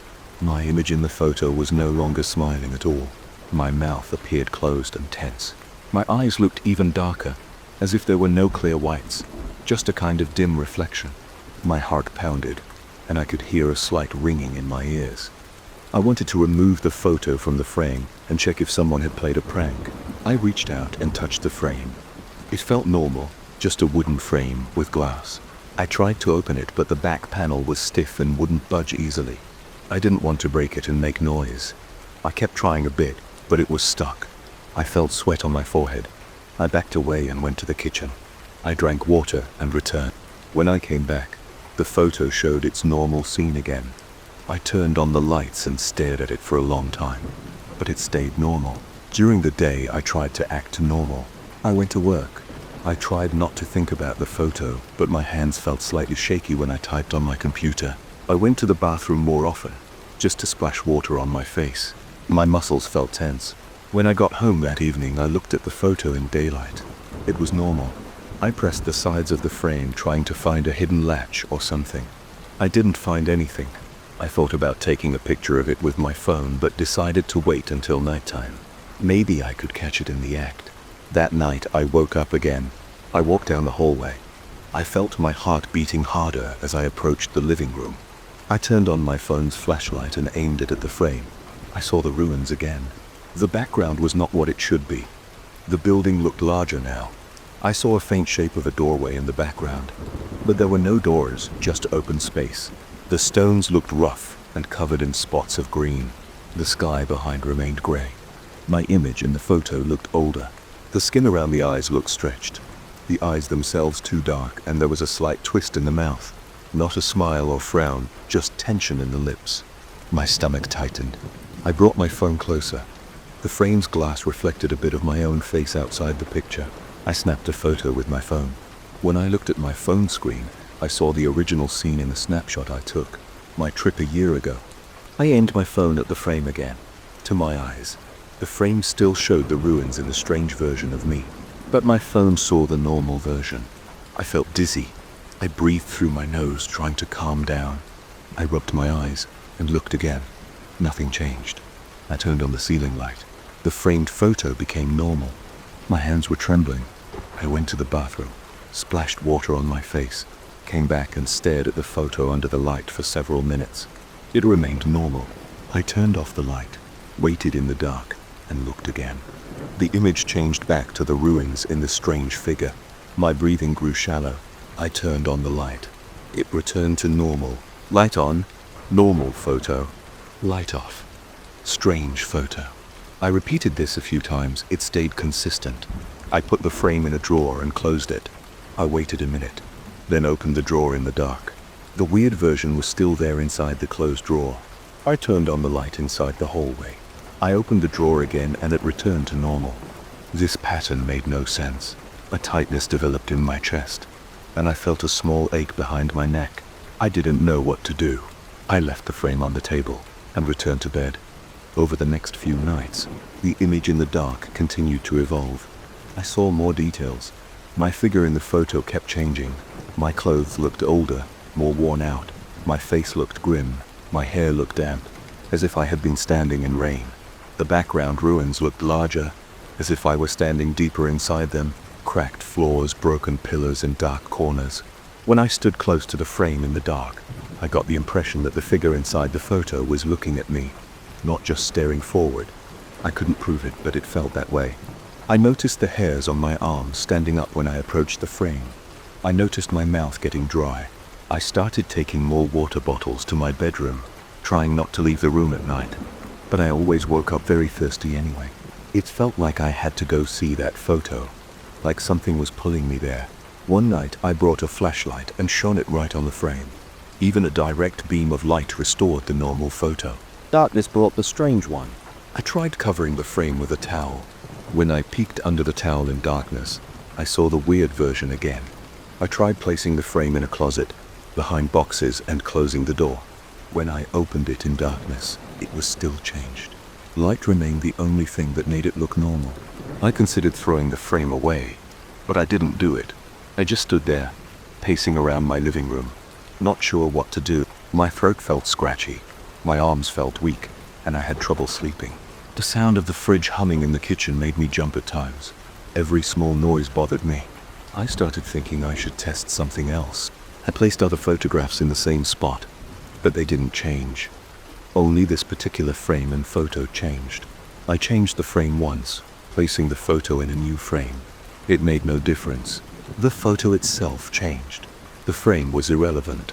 The problem was with that photograph. I remembered the day I took that photo. It was sunny. I was on a trip alone. I stood on a cliff and asked a stranger to take a photo of me. There was nothing unusual about that day. I tried to find something on the back of the photo. I peeled open the frame carefully during the day. The photo paper looked normal, just a standard printout. I smelled it. It just smelled like normal photo paper and a bit of dust. No marks, no stains. I put it back and told myself I was overthinking it. Another night, I woke up sweating. It was humid. I tried to stay in bed. but I couldn't ignore the dryness in my throat.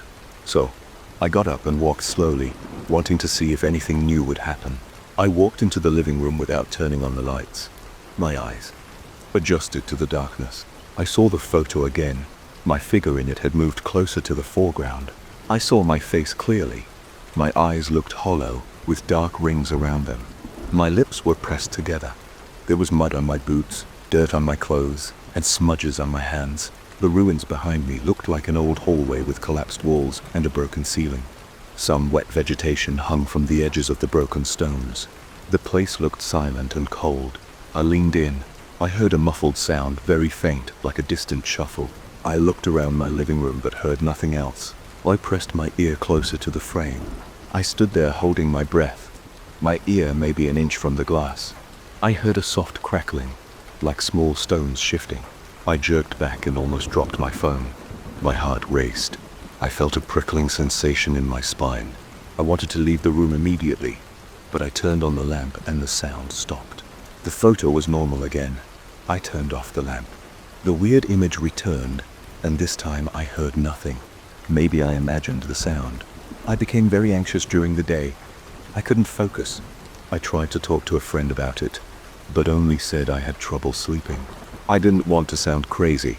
My skin felt clammy when I thought about the photo. I tried ignoring it, but at night I kept waking up, like clockwork, always around the same time. I started keeping a large bottle of water by my bed. Even that didn't help. I felt compelled to go to the living room. I wasn't sure why.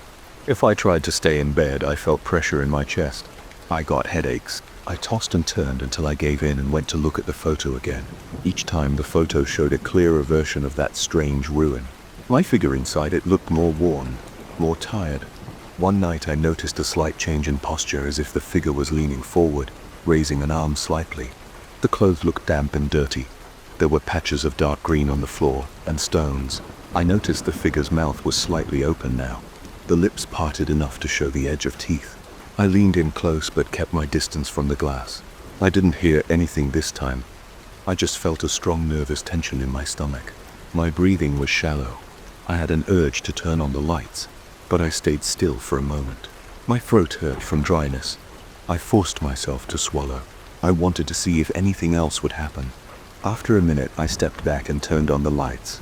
The photo was normal, and I felt my muscles relax slightly. On another night, I came prepared. I brought a flashlight app on my phone. I turned off all lights and approached the photo. I looked closely. The figure in the photo had one hand raised, palm facing the glass. The expression on its face looked strained. The eyes still had that darkness inside them.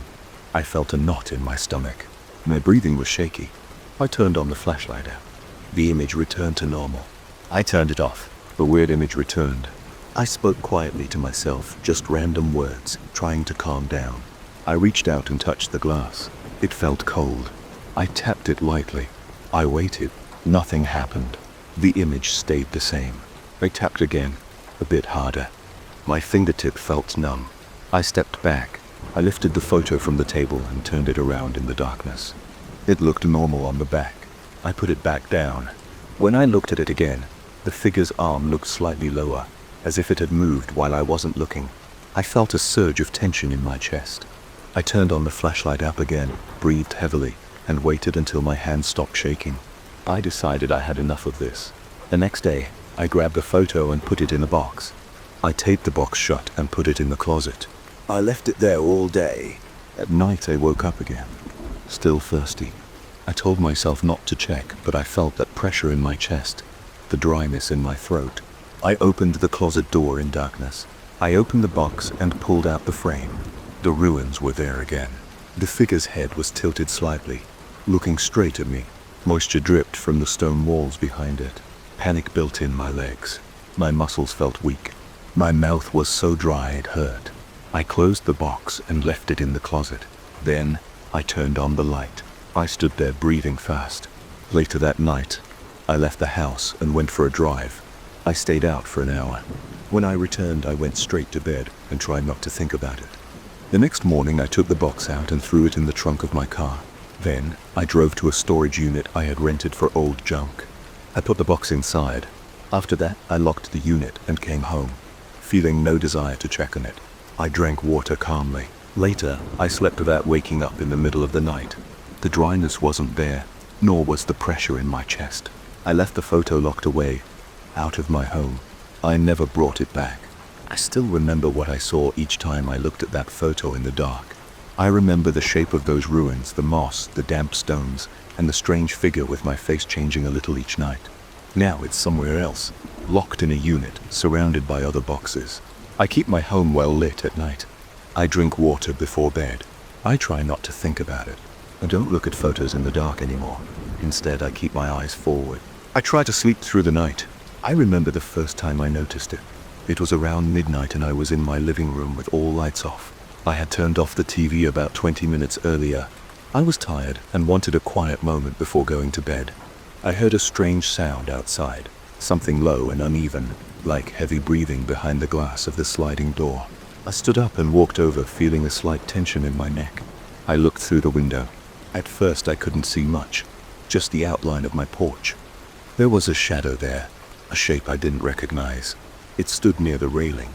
The shape seemed to lean forward as if straining to get closer. I squinted, pressing my face against the cold glass. I tried to focus on the details, but the darkness outside was thick. I could only tell that it had a bent posture and a vague outline like a person with distorted limbs. The air felt colder. My arms and shoulders felt a slight chill that made the hairs on my forearms stand up. I heard a scrape of something against the wood of the porch. I couldn't tell if it was a hand or a foot or something else. I stepped back a bit and felt my jaw tighten. I breathed through my nose and tried not to make a sound. I wasn't sure if it could see me. I felt that if I turned on the porch light, I might lose sight of it, or maybe it would vanish. I wanted to confirm it was real. I moved slowly, my sock sliding silently on the floor.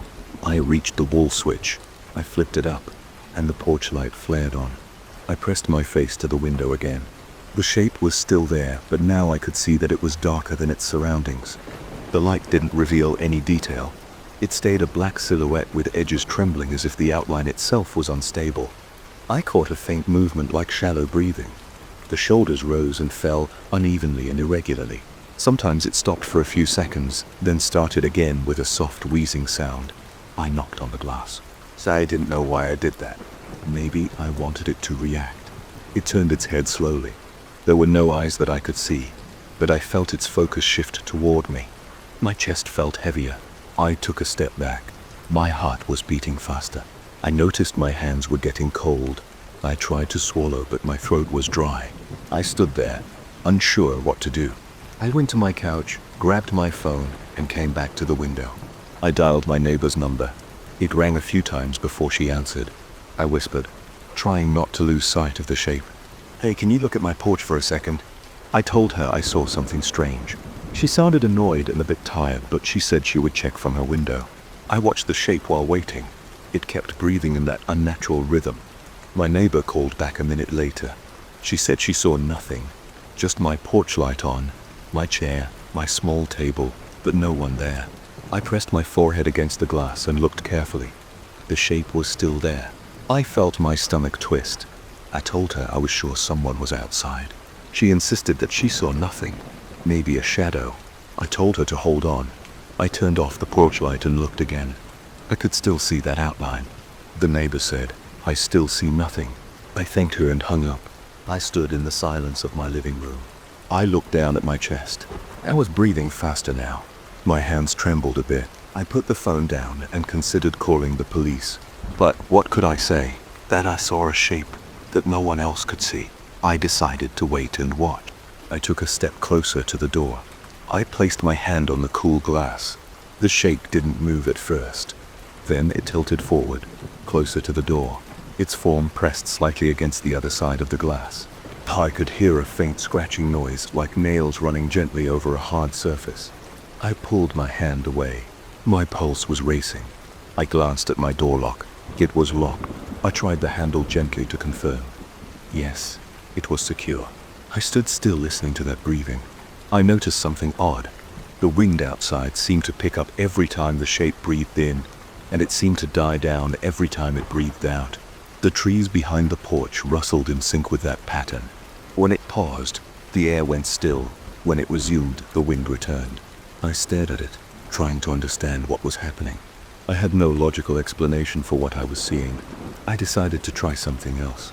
I turned on more lights inside my house, wanting to see if more light would help me see it better. I flipped on the kitchen light, the hallway light, even a lamp in the corner. The living room was bright now. The window reflected some of my interior. I pressed my face close to minimize the reflection. The shape was still visible. It never vanished. It just hovered there, shifting slightly, as if testing how close it could get. I leaned forward and spoke quietly. "What do you want?" I expected no response, but I got one. A rough voice, low and strained, seemed to push through the glass. It said my name just once. It dragged the syllables out, making my name sound distorted. I felt my legs weaken.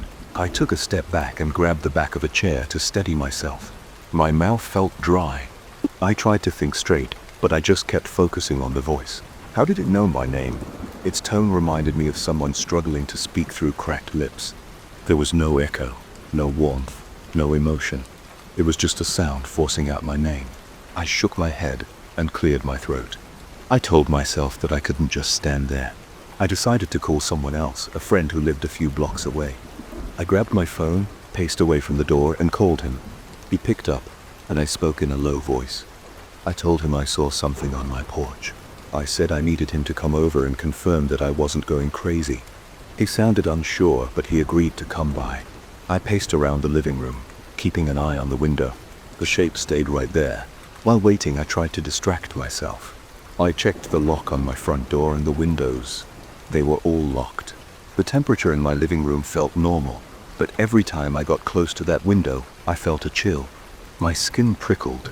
The breathing outside never stopped. It was steady now, in and out, in and out. Each breath followed by that synchronized shift in the wind. I also heard a faint creak, like the porch boards were bending under some subtle weight. About 10 minutes later, I saw my friend's car headlights pass by the front of my house. I heard him knock on the front door. I opened it quickly, motioning him inside and closing it behind him. I locked it again. He noticed my tension and asked what was going on. I led him to the living room and pointed at the window. "Look at the porch," I said, keeping my voice quiet. He moved closer and narrowed his eyes. He said he saw nothing. I turned off the inside lights again, leaving only the porch light on. I asked him to look carefully. He still saw nothing. He told me I might be seeing things. I insisted that I could see it perfectly. I described it to him, explained the way it breathed, the voice I heard. He stared at me, concerned. I became frustrated. I told him to wait. I grabbed my phone, opened the camera, and tried to film through the window. On the phone screen, I saw nothing but my porch. I zoomed in, moved the camera around, but no shape appeared. I lowered the phone and looked directly at the porch again. The shape was still there. It never moved away. I felt the weight in my chest again. I showed him the video. He said there was nothing there. I realized this thing wasn't showing up on camera. My friend said he didn't know what else to tell me. He offered to step outside and look from the porch itself. I was hesitant, but I agreed. I unlocked the door and slid it open a few inches. The cold air rushed in. I felt a pressure against the door, like someone gently pushing from the other side. My friend gave me a strange look. He could feel the resistance too. He tried to open the door fully. It stuck as if blocked by something soft but firm. After a moment, he managed to push it open. I looked outside. The porch was empty, just a wooden floor. The railing, the chair, and the table. No shape. The air outside was still. I took a step out behind him, feeling exposed. We stood there, checking every corner. He turned around and said, "There's nothing here." I nodded, but the moment we stepped back inside and closed the door, I saw it again. It was right where it had been, only now it pressed closer to the glass. I felt a spike of adrenaline rush through my limbs. My friend turned to me and asked what was wrong. I told him it was there again. He said he saw nothing. He stayed for another 10 minutes, trying to calm me down, suggesting maybe I was tired or some reflection was causing me to see shapes that weren't real. I just nodded, but my eyes stayed on that window. I watched the shape shift slightly. It raised what looked like a hand, a dark bent limb that dragged across the glass. I heard that scraping sound again, muffled by the door. My friend gave up trying to convince me and said he had to go back home. He left through the front door. Once I was alone, I locked everything again and stared at the shape. I felt my stomach churning. I had no idea what to do. I tried calling the police non-emergency line. The woman on the phone sounded skeptical, but she said she would send a patrol car to pass by. I waited, my heart pounding. About 20 minutes later, I saw red and blue lights reflect off my walls. The patrol car stopped outside. I heard an officer knock on my door. I told him what was happening and pointed at the porch. He shined his flashlight through the glass. He said he saw nothing out of the ordinary. I insisted it was there. He stepped out onto the porch with his flashlight and checked thoroughly. Nothing. He came back inside, said everything was clear, and left. Now I was alone again. The shape remained in my sight. Its breathing sounded closer. I noticed the air was now colder near the door, and my teeth started chattering.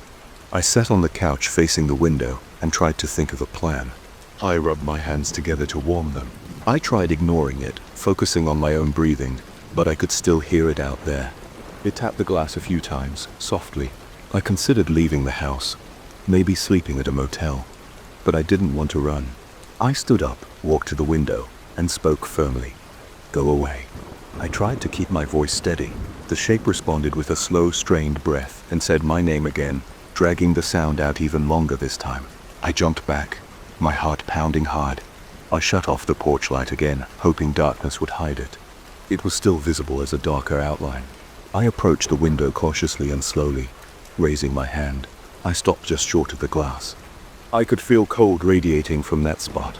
I could smell something stale, like old damp air, drifting from the small gaps around the doorframe.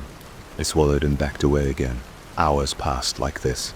I paced around, checked the time on my phone repeatedly, and tried to sit still, but I kept getting up and returning to the window. Each time it was there, waiting, breathing, shifting slightly. Sometimes it angled its head as if trying to peek inside. Other times it pressed closer, causing the glass to make tiny creaking sounds. I never saw a face or eyes, just that outline and those unnatural movements. The wind outside never returned to normal. It stayed tied to that breathing pattern. I tried to stay awake until morning. My body felt tense and sore. My neck was stiff from leaning forward, and my forehead felt clammy. Around 4 a.m. I noticed that the shape seemed less defined. It became harder to see. The breathing grew quieter. I stood close, watching carefully. The shape faded and reappeared in slight flickers. It seemed to struggle to remain visible. It jerked and twitched. I heard softer scratching sounds, weaker than before. I pressed my ear to the door, listening. The breathing was still there, but it sounded strained, like it was forcing itself to remain in that spot. By 5 a.m., the sky began to lighten slightly. I could see a pale glow behind the trees. The shape flickered more often. I noticed that it would vanish for a second, then return each time looking less stable. I watched, barely blinking. My eyes burned with exhaustion. My pulse throbbed in my temples. I leaned against a wall to steady myself. At around 5:30 a.m., the shape sank lower, and I saw the outline shudder violently, as if the air itself was pushing it away. It tried to stay, pressing against the glass, but it got weaker. Eventually, it disappeared. The porch looked normal again. The air felt warmer. The sound of my neighbor's car starting up for her early shift reached my ears. Everything was normal outside, just the empty porch, the quiet street, and the early light making the dew on the railing shine. I waited a few minutes to see if it would return. It didn't. I touched the glass door. It felt normal. My breathing slowed down. My arms felt heavy with relief and exhaustion. I flipped off the lights, walked into my bedroom, and sat on the bed. I didn't know what that thing was or why I was the only one who saw it, but it had been real enough to shake me.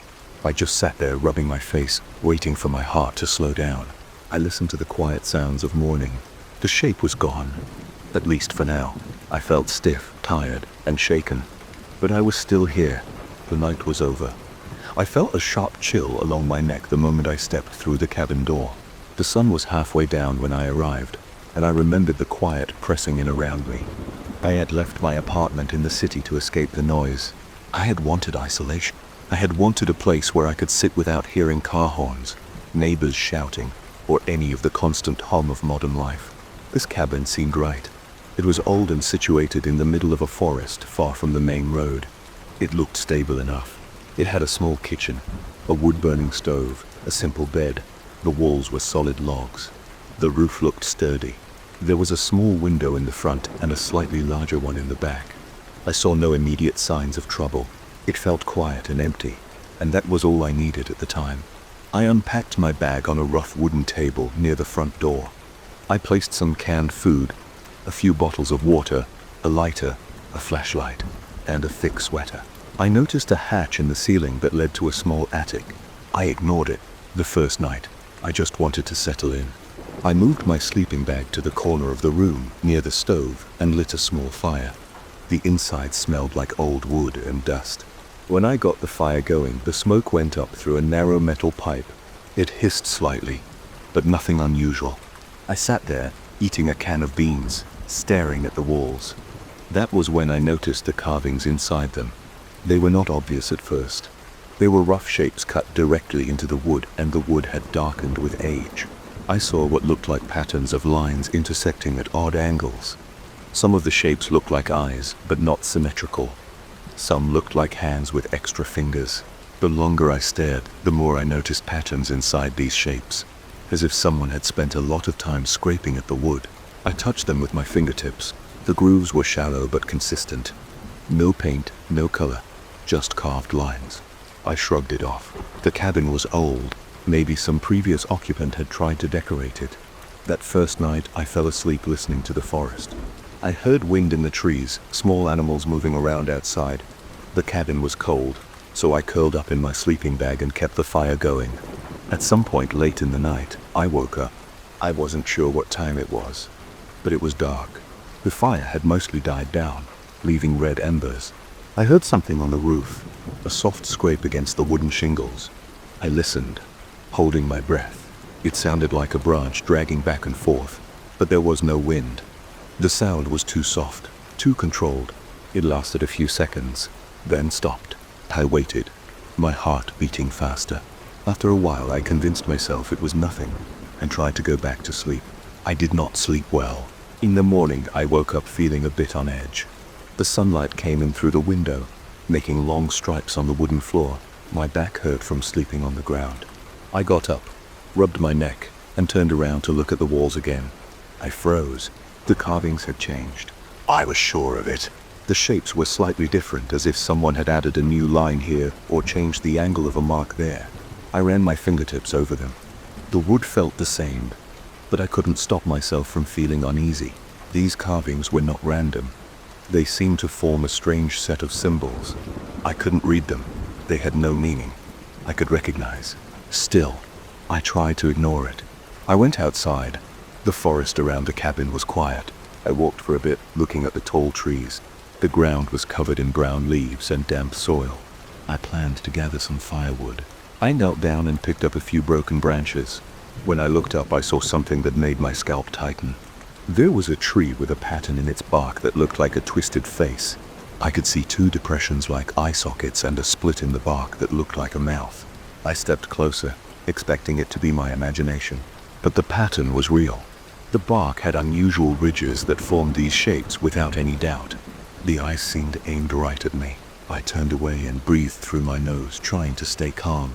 As I kept walking, I noticed more trees with odd patterns on them. Some had knots in their wood that looked like eyes, while others had tangled branches that formed strange outlines. I kept hearing a light rustling in the leaves overhead. At first I thought it was birds or squirrels, but the sounds didn't match the movement of any animals I saw. I never saw a single bird.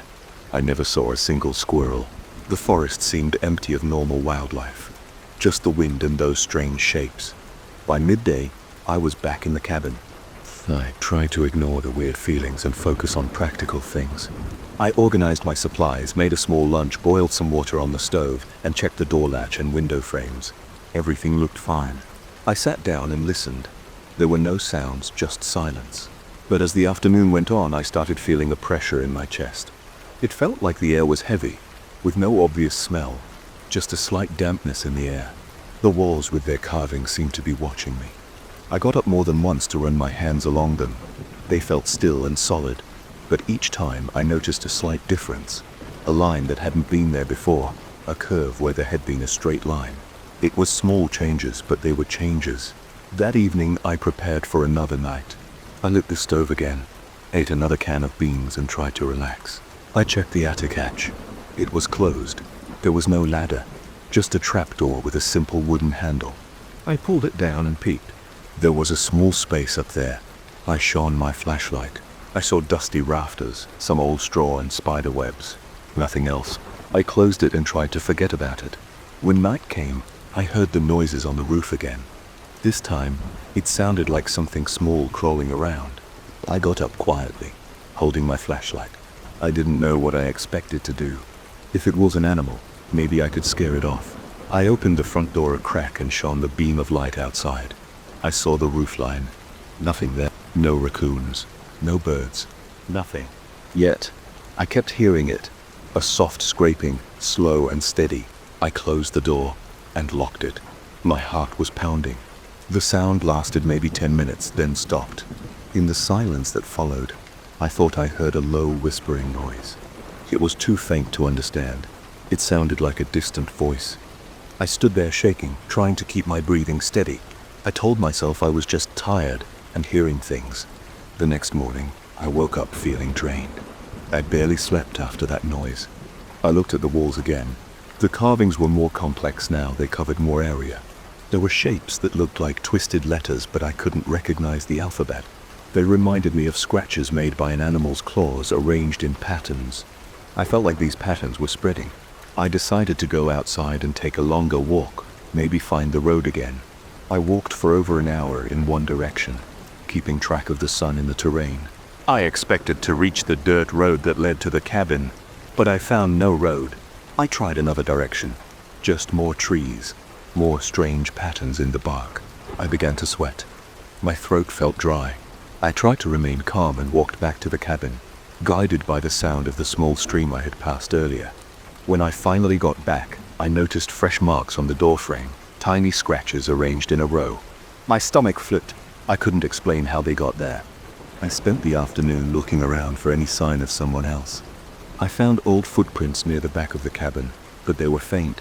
They might have been mine from the day before. I knocked on the attic hatch again and opened it. Nothing had changed there. I considered leaving, just grabbing my stuff and trying to follow the stream until I found something. But I hesitated. I had chosen this place to escape the city. I wanted quiet, but now I felt trapped between curiosity and fear. I sat down at the table and tried to clear my head.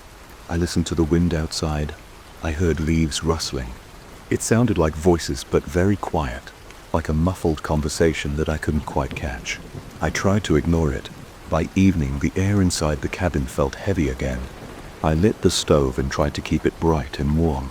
As the light flickered, the carvings seemed to move. When the flames shifted, the shadows made the lines on the walls jump and change. I didn't want to look at them anymore.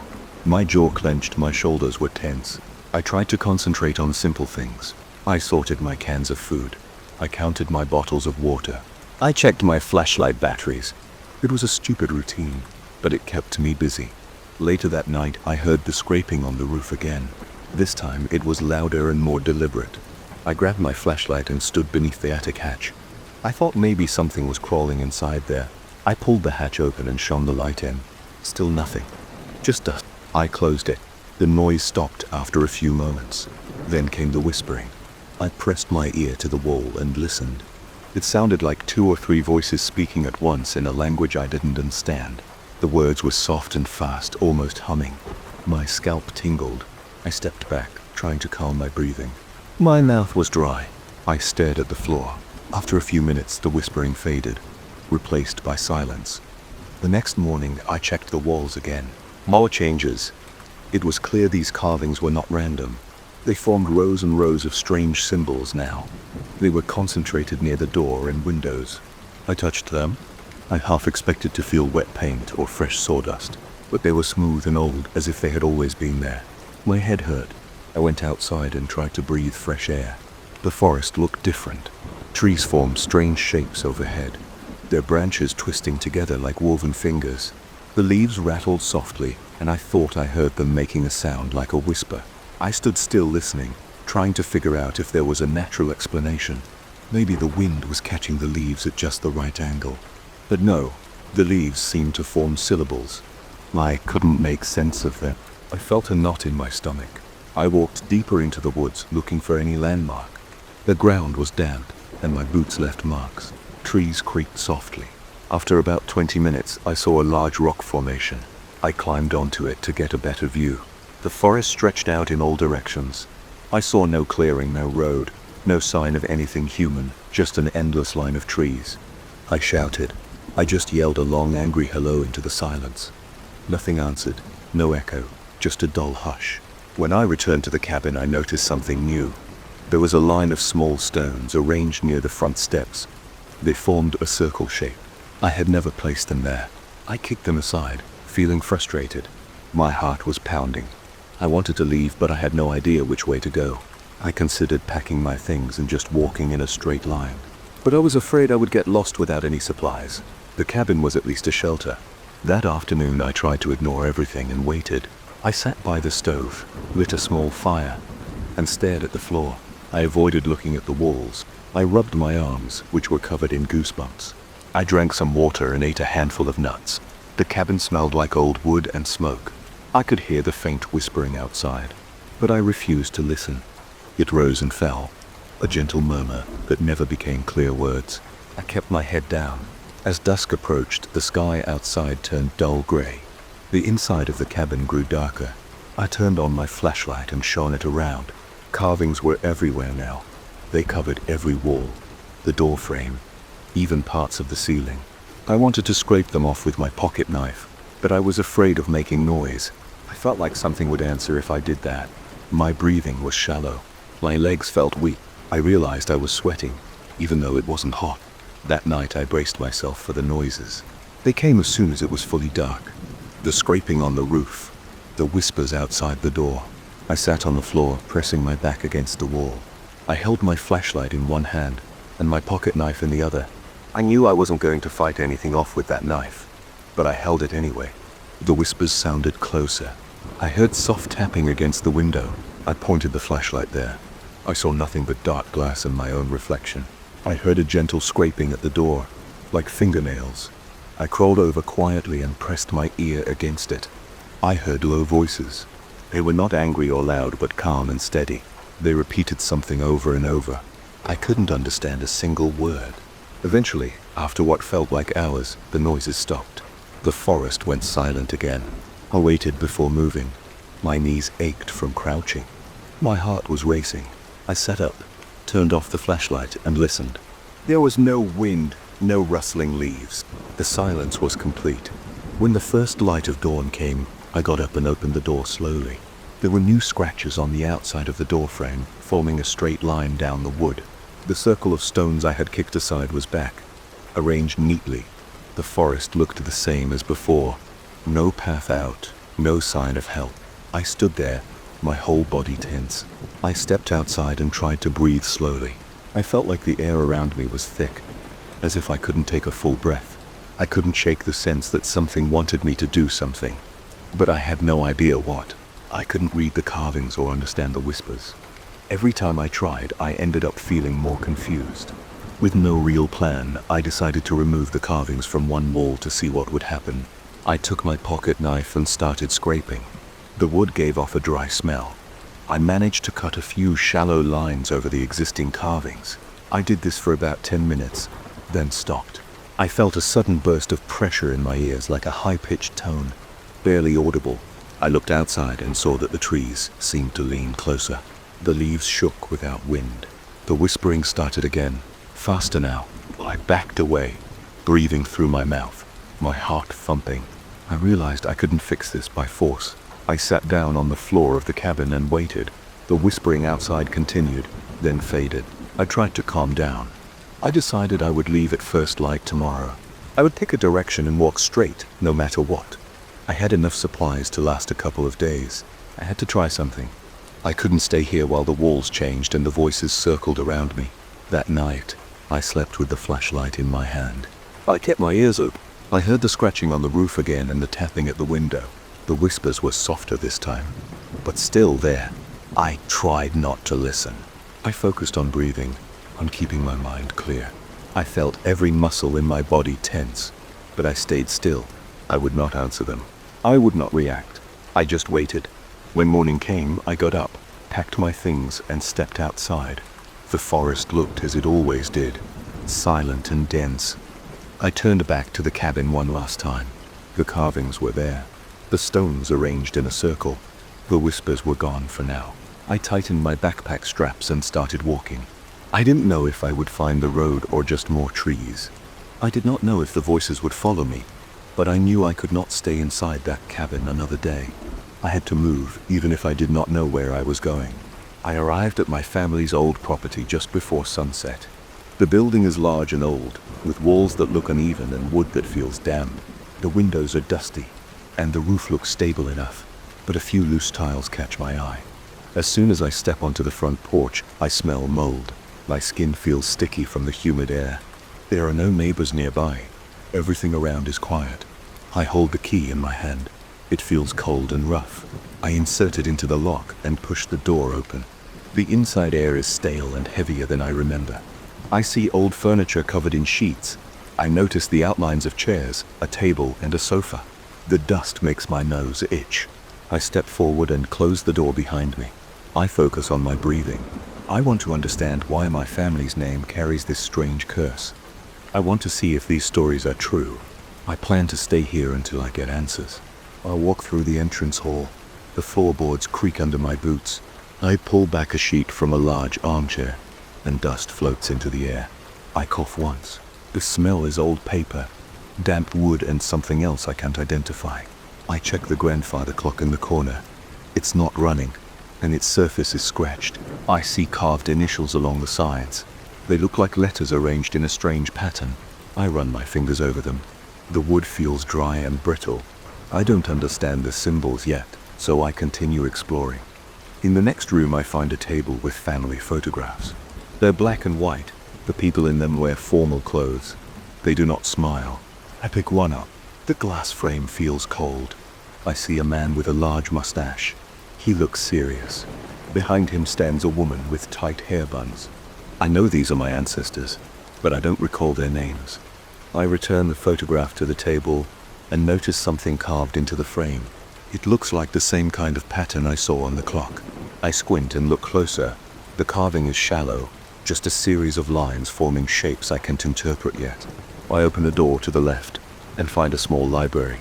The shelves are full of old books, many with leather covers.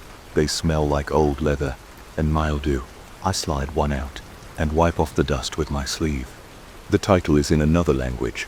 The spine is cracked, and a few pages are loose. I see sketches of symbols inside.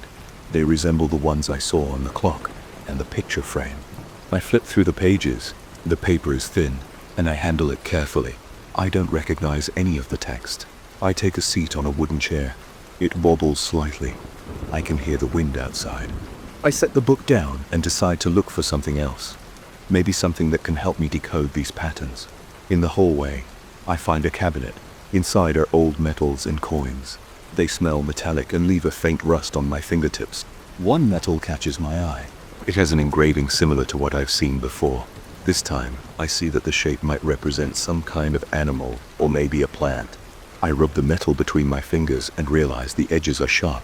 I slip it into my pocket for later. I keep checking the cabinet. I find a small notebook with faded ink. Inside are notes on family members and events, but most of the words are smudged. I can tell what year it was written. I put it back and move on. I return to the entrance hall and notice a staircase leading up. The railing is carved with patterns. I run my hand along it. I feel small bumps and grooves. As I climb, each step makes a creaking sound. The upstairs hallway is dim. I see old paintings on the walls. Each frame is heavy and ornate. The faces in the paintings stare straight ahead, showing no emotion. Their eyes seem to catch what little light there is. I feel a chill on my skin. I open a door to a bedroom. Inside, I smell old fabric and dried flowers. The bed is large with a canopy. Everything is covered in a thin layer of dust. I approach the nightstand. On it is a small silver mirror. I pick it up. The surface is cloudy.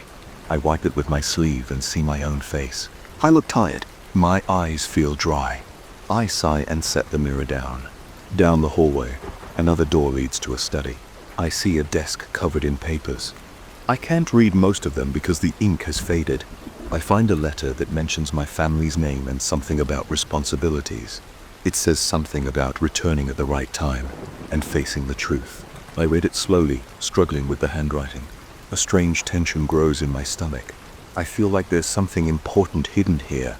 I fold the letter and place it in my pocket next to the metal. I'll try to make sense of it later. Outside, the sky is getting darker. I decide to check the garden before it's completely night. I step outside through a side door. The garden is overgrown. I see statues covered in moss. The air smells like wet earth and rotting leaves. I approach one statue. It's made of stone, and parts of it have chipped away. I see more strange carvings along its base. I feel the rough texture with my fingertips. One symbol looks similar to what I saw inside. I circle around the statue and notice that someone tried to remove a piece of it. There's a crack along its side. I hear the wind pick up, and the temperature drops. I feel a shiver on my arms. I look back at the house. Through the windows, I think I see something moving inside. The light is low, and the windows are dirty, so I can't tell for sure. I return inside and close the door behind me. The corridor feels darker now. I realize I haven't turned on any lights. I switch on a lamp near the entrance. Its light is weak and yellow. It makes the room feel cramped. I walk around the house, turning on a few more lamps. Some don't work. One bulb flickers. I can hear a faint buzzing sound from an old ceiling fixture. As night falls, I start to see forms in the rooms. They are pale and transparent. They stand near the walls or in corners or by furniture. I recognize some faces from the photographs. They do not speak. They do not move much. They stand there and watch me. I feel sweat forming on my forehead. My heart beats faster. My hands are shaky. I say nothing. I only watch them from a distance. They look solid at first glance, but when I focus, I see through them. They seem tied to the surroundings. They appear near items and corners that have those strange patterns. I walk slowly through the hall and try to approach one. It doesn't run away. It doesn't react. It just remains there, staring. I try to speak. My voice sounds hoarse. I ask who they are, but they do not reply. I ask what they want. No answer. I pick up a photograph and hold it up to one figure. The face in the photo matches the face of this apparition. He stands there wearing old-fashioned clothes. I breathe through my mouth to avoid the dust in the air. My stomach tightens. I realize I need to understand those symbols. I think maybe these patterns have something to do with the presence of these figures. I recall the carved patterns on the furniture and statues. I grab the metal from my pocket and hold it next to a figure. Its eyes seem to follow my hand. I hold the letter too. The figure's head tilts slightly. I swallow hard. My throat feels dry. I return to the library and pick up the old book again. The pages rustle quietly as I hold the metal next to the sketches in the book. The shapes match.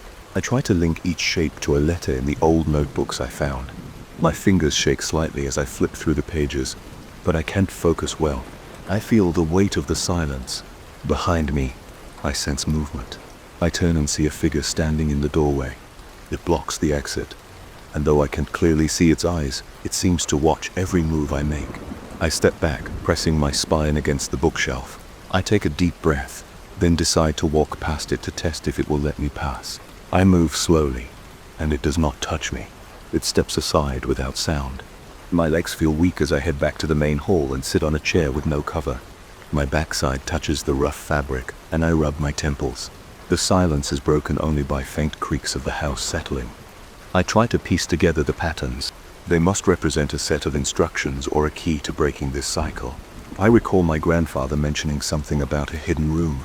I stand and move back down to the ground floor, checking the walls for loose panels. I tap the wood gently, and I hear a hollow spot. I push and pry until a narrow door opens. Inside, it smells like old soil and rusted metal. I find a small chest. It's locked, but the lock is rusted. I pull on it, and the metal flakes off. After a few tries, I manage to break it open. Inside are more metals, old letters, and a single page with a series of symbols. This page is clearer than anything else I've found. It shows the symbols arranged in rows. Next to them are rough sketches of furniture and statues. I match some of the patterns I remember. I try to guess what this means. I think it's a guide. It might show me where to align certain objects, or maybe how to arrange the items to form a sequence. I take the page and leave the hidden compartment. In the main hall, several figures stand near the walls. Their presence makes it hard for me to concentrate. I look away from them and focus on the paper. I see instructions.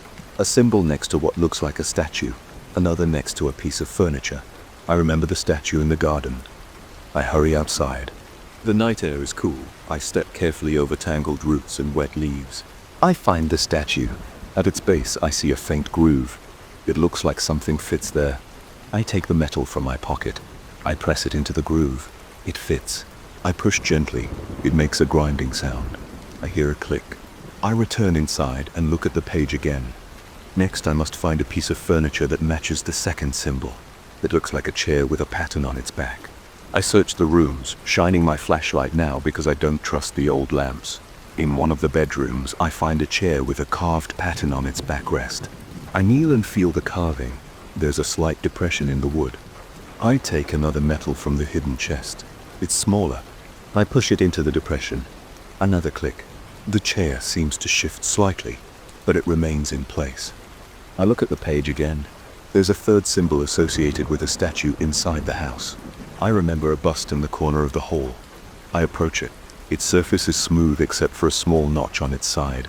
I take another coin-like object from the chest and fit it into the notch. This time, I hear a scraping sound behind me. I turn and see a panel in the wall sliding open. My heart beats faster. I approach the panel and shine my flashlight inside. There's a small alcove. Inside the alcove, I see a wooden box. It's not locked. I open it. Inside is a piece of cloth wrapped around a document. The document is written in faded ink. It seems to explain the origin of the family's burden. It mentions a vow and objects that must be set in the correct places to release the family from repeated visitations.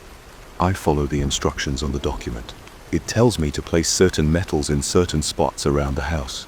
Each spot corresponds to a symbol. I spend the next hour walking from room to room. The figures remain in the halls, corners, and doorways watching. Hey, do not move toward me. My breath is shallow.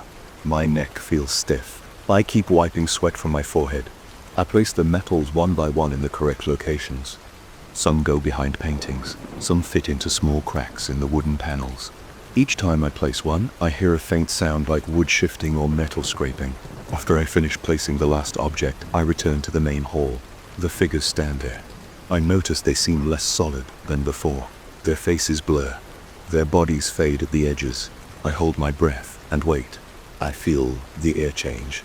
The humidity seems to lessen. I smell less mold. The silence grows deeper. My muscles are tense, but I don't step back. After a few moments, I notice the figures fading. Their outlines soften until I can see the wallpaper behind them. One by one, they disappear. I stand still, watching, until the halls are empty again. I walk through the rooms, verifying that I am alone. I check the garden from a window. The statue remains in place, but now the metal I placed is gone. I see no sign of the figures outside. I feel a slight breeze coming in through a gap in the window frame. I breathe more easily now. I notice my mouth is dry. I walk to the kitchen and turn the faucet. The water runs brown for a second, then clears. I wash my hands and splash water on my face. It feels cold against my skin. My hands are shaking less now. I return to the library and pick up the old book again. The symbols inside match what I saw in the hidden instructions. I realize that by arranging the metals in the correct spots, I've done something to release the presence of these ancestors. I do not feel joy or sadness, just relief that they are gone. I feel tired. My legs ache. I sit down in the old armchair and feel the worn fabric under my palms. The dust has settled again. I spend the rest of the night checking each room with my flashlight. Nothing unusual happens. The air feels lighter. The silence is just normal silence now, not heavy or tense. I think about leaving before sunrise, but decide to wait. I lean back in the chair and close my eyes for a moment, keeping my ears open for any sound. I hear only the wind outside and the faint creaking of the old building structure. No footsteps, no whispers, no faint movements. It's just a quiet, empty house now. At dawn, I open the front door and step outside. The morning air is cool and fresh. I see the old garden with its tangled weeds. the statue standing silent. No figures appear. The house behind me remains old and worn, but it feels different. I pick up my bag, straighten my shirt, and look at the property one last time.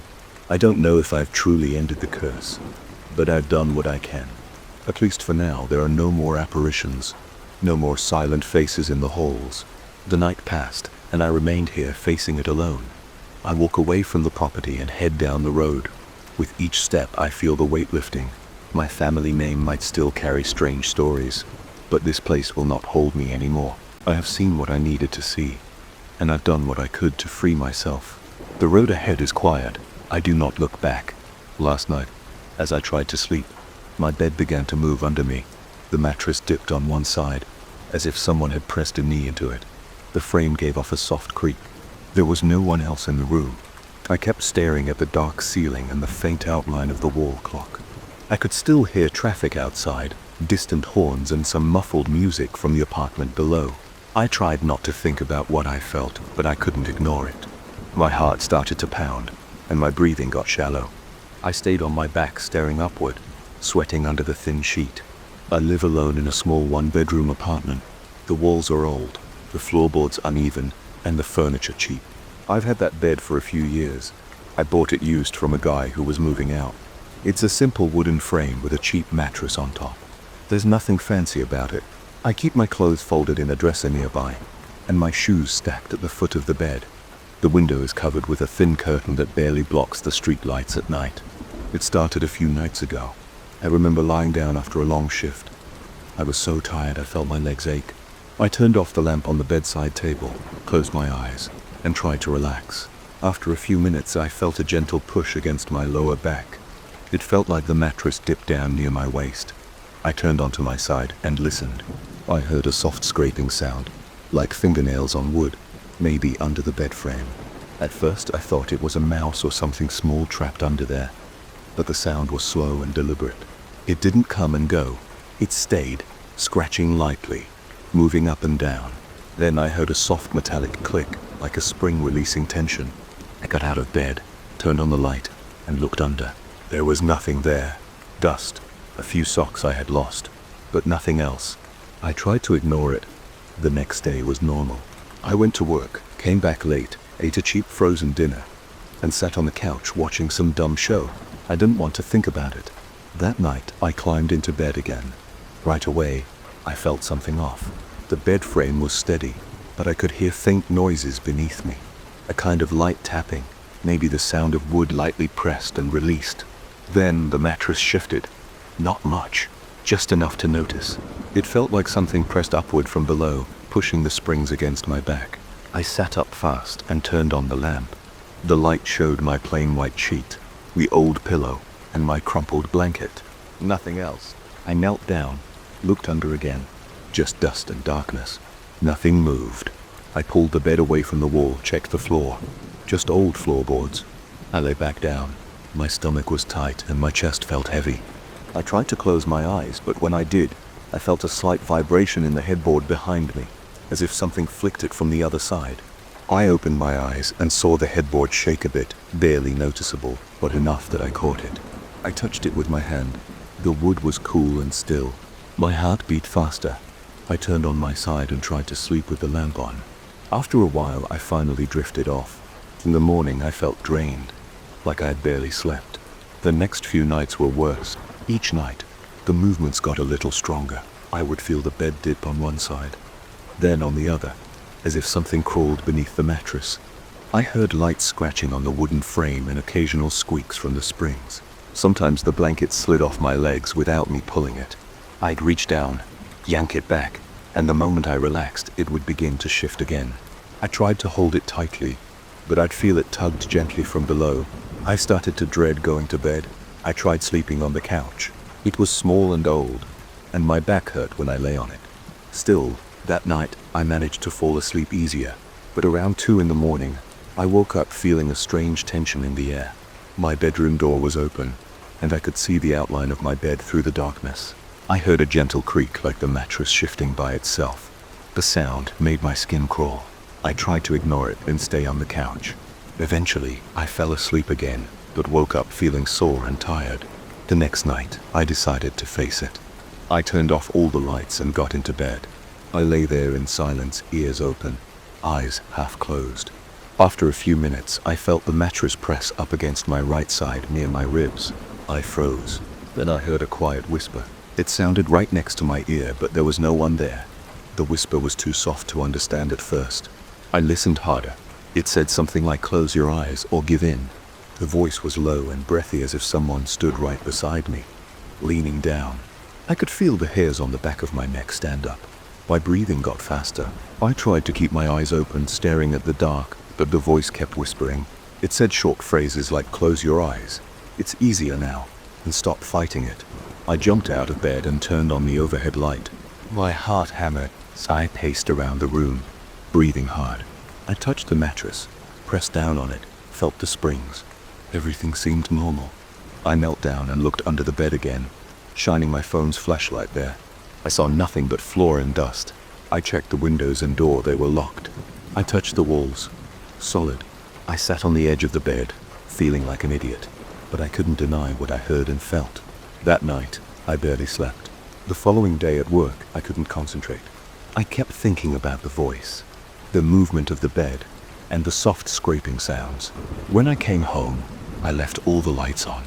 I ate dinner standing up in the kitchen, too restless to sit down. I tried turning on the TV to drown out my thoughts, but it didn't help. Eventually, I had to face bedtime again. I got into bed, leaving the bedside lamp on. I lay still, waiting.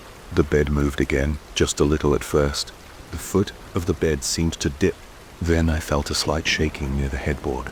I heard that whispering voice very close to my left ear. It told me to relax, to close my eyes. My heart pounded, and I clenched my teeth. I tried to ignore it, trying to focus on the ticking of the clock. The voice kept asking me to close my eyes, to rest, to give in. I snapped. I said out loud, "Leave me alone." My voice sounded shaky and weak. There was no reply. The bed kept shifting beneath me, slow and steady. I felt a strange pressure on my legs, like a hand pressing down through the blanket. I kicked out, thrashing my legs around, and the pressure vanished. The whispering got softer, like it was moving away, but then it came back. The voice never got loud, but it was insistent. Close your eyes. Stop fighting. I couldn't sleep that night. I just lay there, tense, until morning light came through the window. When I got up, I felt weak and dizzy. I called in sick to work and spent the day trying to figure out what to do. I tried to think logically. Maybe my bed frame was old and unstable. I checked every bolt, every joint. Everything was tight. I tried putting the mattress on the floor and lying on it. The room felt normal during the day. I heard nothing. The apartment was quiet except for the hum of the refrigerator and some distant traffic. That night I put the mattress back on the frame. I got into bed and waited. Nothing happened for a long time. I almost started to relax. I was on my back, staring at the ceiling, and I felt my eyelids getting heavy. Then, just as I was about to drift off, the mattress pressed up under my lower back. It felt like a pair of knuckles pushing upward, slow and firm. I jumped up, my heart racing. I turned on the lamp. The moment I did, I heard a short, sharp scratching sound on the wooden frame. It felt like something was angry that I had turned on the light. I sat up against the headboard, knees pulled to my chest, shaking. The whispering started again, closer this time. I could feel the warmth of my own breath, but there was a sense of another presence beside me. The voice told me to close my eyes and stop fighting. My head felt heavy. My eyes burned from lack of sleep. I wanted to give in, just let myself go limp. But I knew something was wrong. I didn't want to let this thing have whatever it wanted. I slept on the couch again, but I could still sense it coming from the bedroom.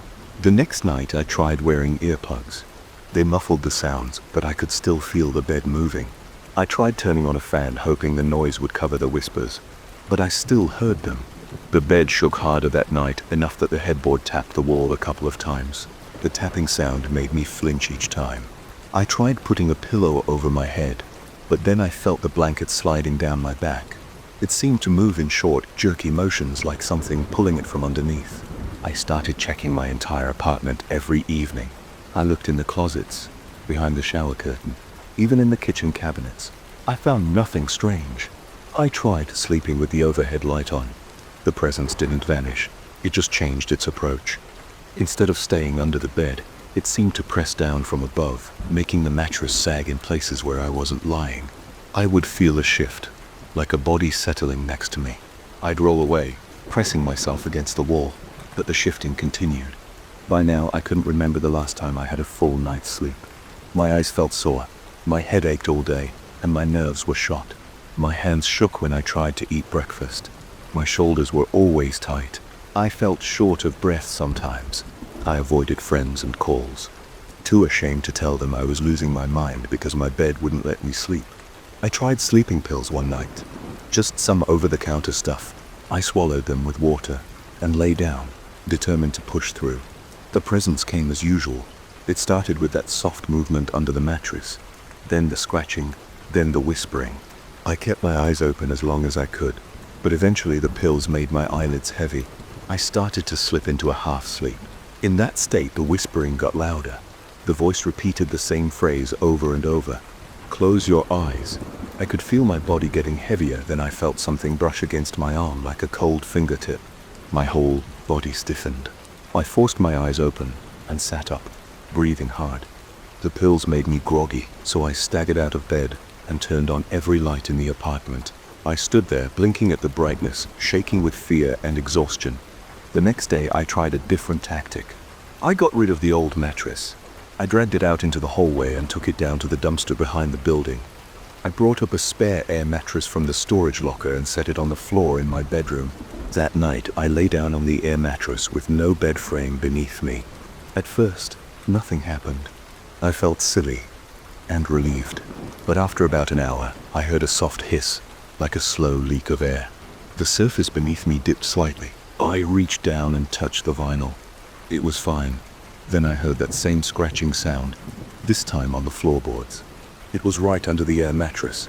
I got up and dragged the air mattress into the living room, placing it on the rug. I lay down again. I listened hard. The living room was quiet. After a while, I drifted off. I woke up around 3 in the morning to the sound of the air mattress squeaking. It felt like something pressed upward from below, creating a small bulge under my lower back. I rolled off the mattress onto the floor, my heart pounding. I stood up and looked around. The room was dimly lit by the streetlights. The couch and the TV stood in their usual places. I heard a low whisper from behind me, near the bedroom door. It was the same voice telling me to close my eyes. I grabbed my keys and left the apartment. I spent the rest of that night walking around the neighborhood. I sat on a bench feeling like a fool, too scared to go back home. Eventually, as dawn approached, I returned. The apartment was silent. I sat at the kitchen table, drank a glass of water, and tried to steady my breathing. I was too tired to think straight. The next few nights, I tried sleeping in different spots. The problem followed me. Whenever I lay down and tried to sleep, I felt the same movements and heard the same voice. If I sat up, turned on lights, or tried to stay awake, nothing else happened. But the moment I tried to sleep, the presence made itself known. It fed on my exhaustion. It never spoke more than a few words. It never revealed anything else. It just told me to close my eyes, to give in. It pressed on the mattress, scratched at the frame, tugged at my blanket, and whispered in my ear. I still live here. I haven't found a solution. Every night I go through the same routine. I lie down, I wait, I feel the movement, I hear the whispers. I keep my eyes open until they burn. The presence grows more insistent, pushing and pulling at the mattress, rattling the headboard, scraping the wood. When I get up and turn on the light, it stops. When I lie down again, it starts all over. I can't sleep anywhere else. I've tried friends' couches, motels, even sleeping in my car parked outside. It's always the same thing. The moment I try to drift off, I feel it. Now I spend most nights sitting up in bed with a lamp on, staring at nothing. My body aches, my head pounds, and my mouth is always dry. I don't know how long I can keep this up. The whispers never stop. Every time I try to close my eyes, they start again, telling me to give in, to just let go. I can't. I won't, but I don't know what to do. I feel trapped. All I know is that I'm not alone in this bed. Something else is here, and it won't let me sleep. I was standing alone near the old basement stairs with a clipboard in my hand when I first noticed something off about the reflections in the glass. I had arrived early that morning to get started on cataloging the boxes stacked against the moldy walls. The building was old and empty, and I had been assigned to go through everything stored down there. There were no other employees around. I worked here alone after the building lost its official function years ago. They just kept me on the payroll to make a record of whatever was left. I had always figured it was an easy job, just me and a bunch of dusty papers. I was not prepared for what I began to see in the corners of mirrors and old windows. I remember the first day it happened. I had gone down into the basement to look over several wooden crates. They were sealed with old nails that took some effort to pry out.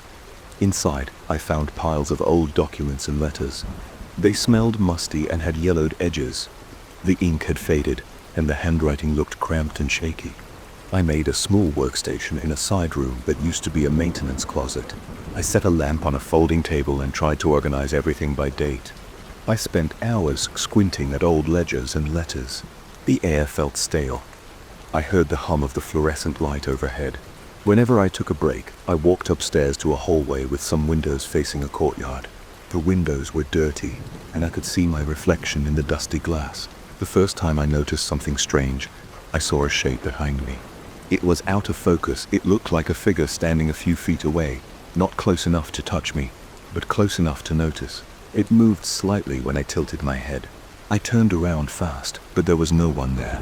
The hallway behind me was empty, just some old furniture covered in sheets and a locked door at the end. At first, I thought it was my imagination. Maybe I was tired, or maybe the poor lighting in the old glass created a strange reflection.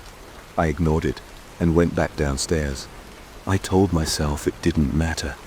I had a job to do. I kept working for hours. Around noon, I carried a box upstairs to check if any of the documents matched some old index I had downed. I passed by a narrow mirror mounted on a wall near a closed office door. The mirror was cracked in the corner and its frame was chipped. I caught a quick glimpse of my own face. I saw my tired eyes and the dust on my shoulders, but I also saw that shape again. It stood behind me, slightly taller than me, and it seemed like it was leaning closer. My heart started beating harder. I turned around right away. No one was there. The hallway was silent. I stood there holding the heavy box, my arms tense. I listened carefully. I thought I heard something. It wasn't a clear voice, but it sounded like a whisper. Words I couldn't understand came from somewhere behind me. But when I focused on the sound, it faded. It walked back into the basement, breathing through my mouth to avoid the damp smell. I tried to concentrate on my work again, spreading documents on the table, reading names and dates. But my mind kept drifting to that figure. By late afternoon, I needed a break. My neck was stiff from bending over old papers. I picked up a ring of old keys I had found in a drawer. They were rusty and had small tags attached with faded handwriting. I thought I might open some of the locked doors in the building. Maybe I would find more records or a better workspace. I climbed the stairs and walked along a corridor. The floorboards creaked under my feet. The light was dim. I reached the door at the end of the hall, the one I had seen earlier. Its handle was cold, and the lock seemed old. I tried a few keys. None worked. I knelt down and tried to peer through the keyhole. I saw darkness and maybe some faint shapes inside, but I couldn't make out anything clear.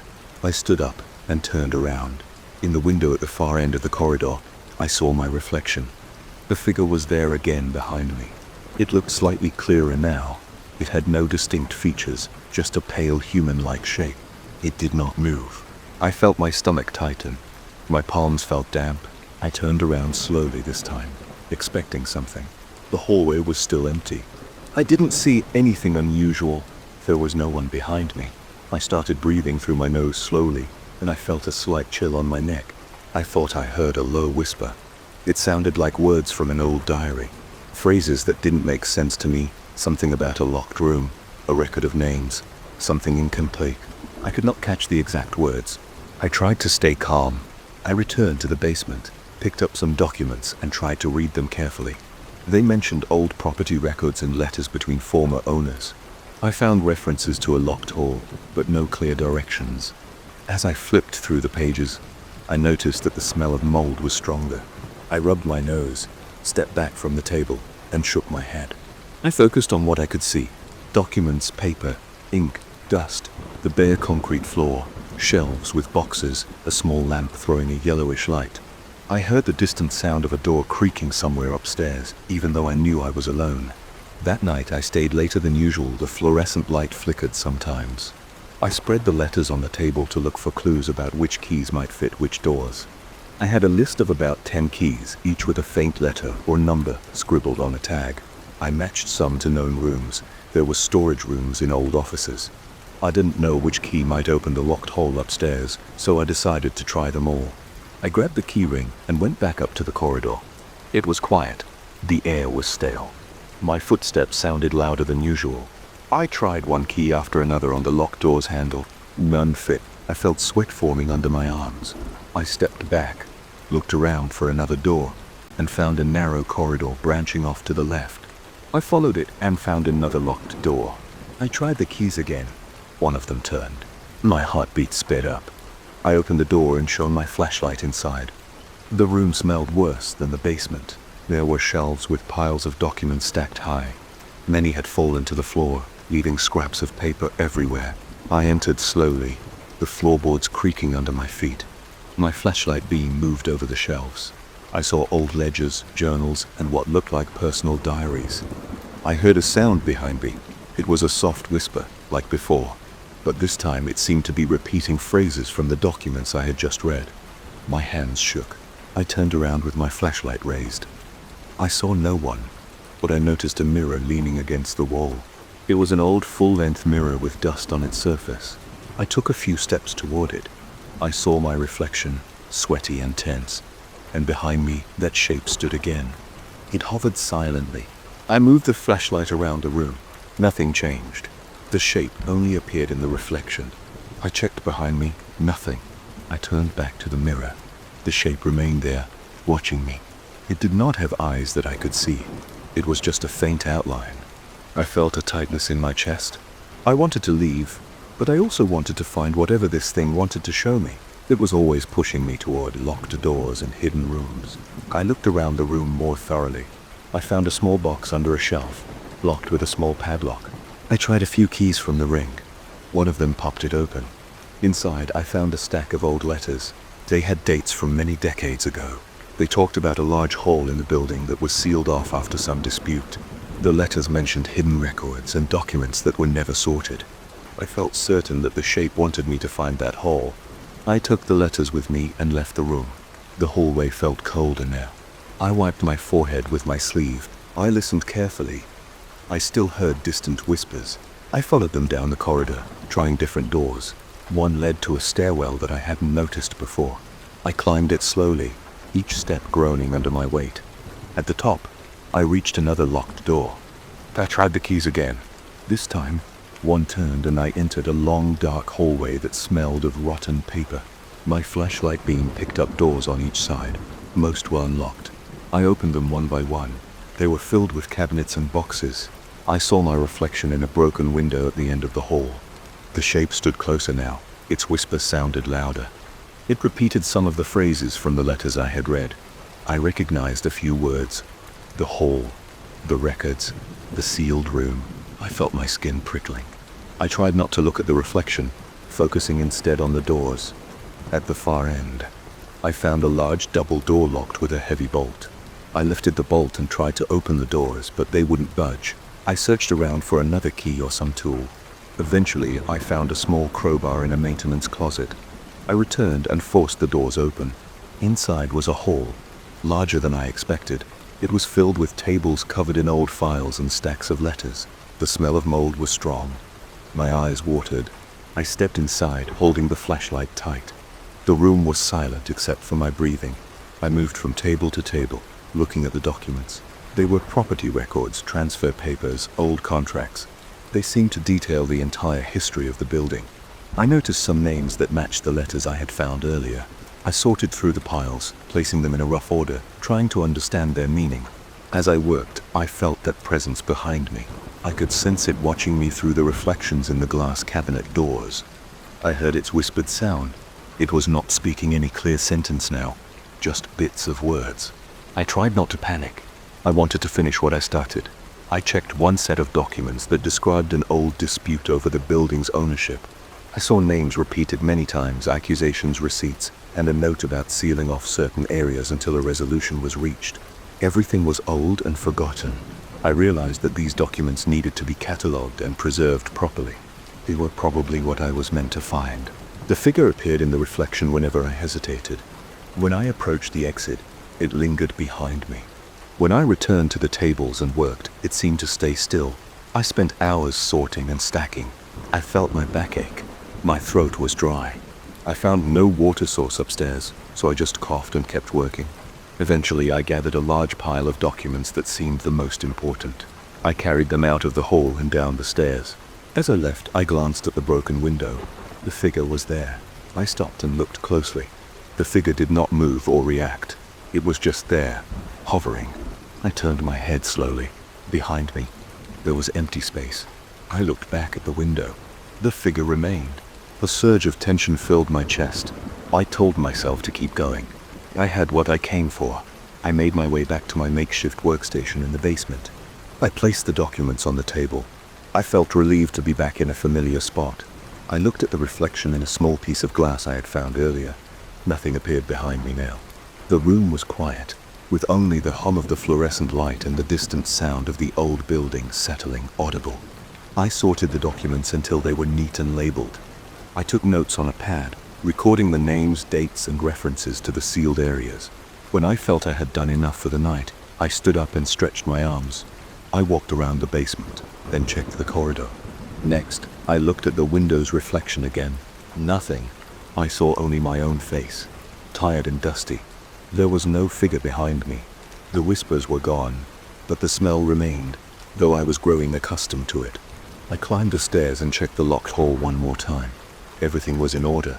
The documents I had left there were still stacked as I had arranged them. I closed the door behind me, though I couldn't lock it the same way as before. I didn't see the figure in the reflections now, nor did I hear its whisper. My muscles relaxed a little, my shoulders less tense. I headed back to my workstation, thinking about what I would do tomorrow. I had more boxes to open and more keys to test, but now I knew what I was dealing with.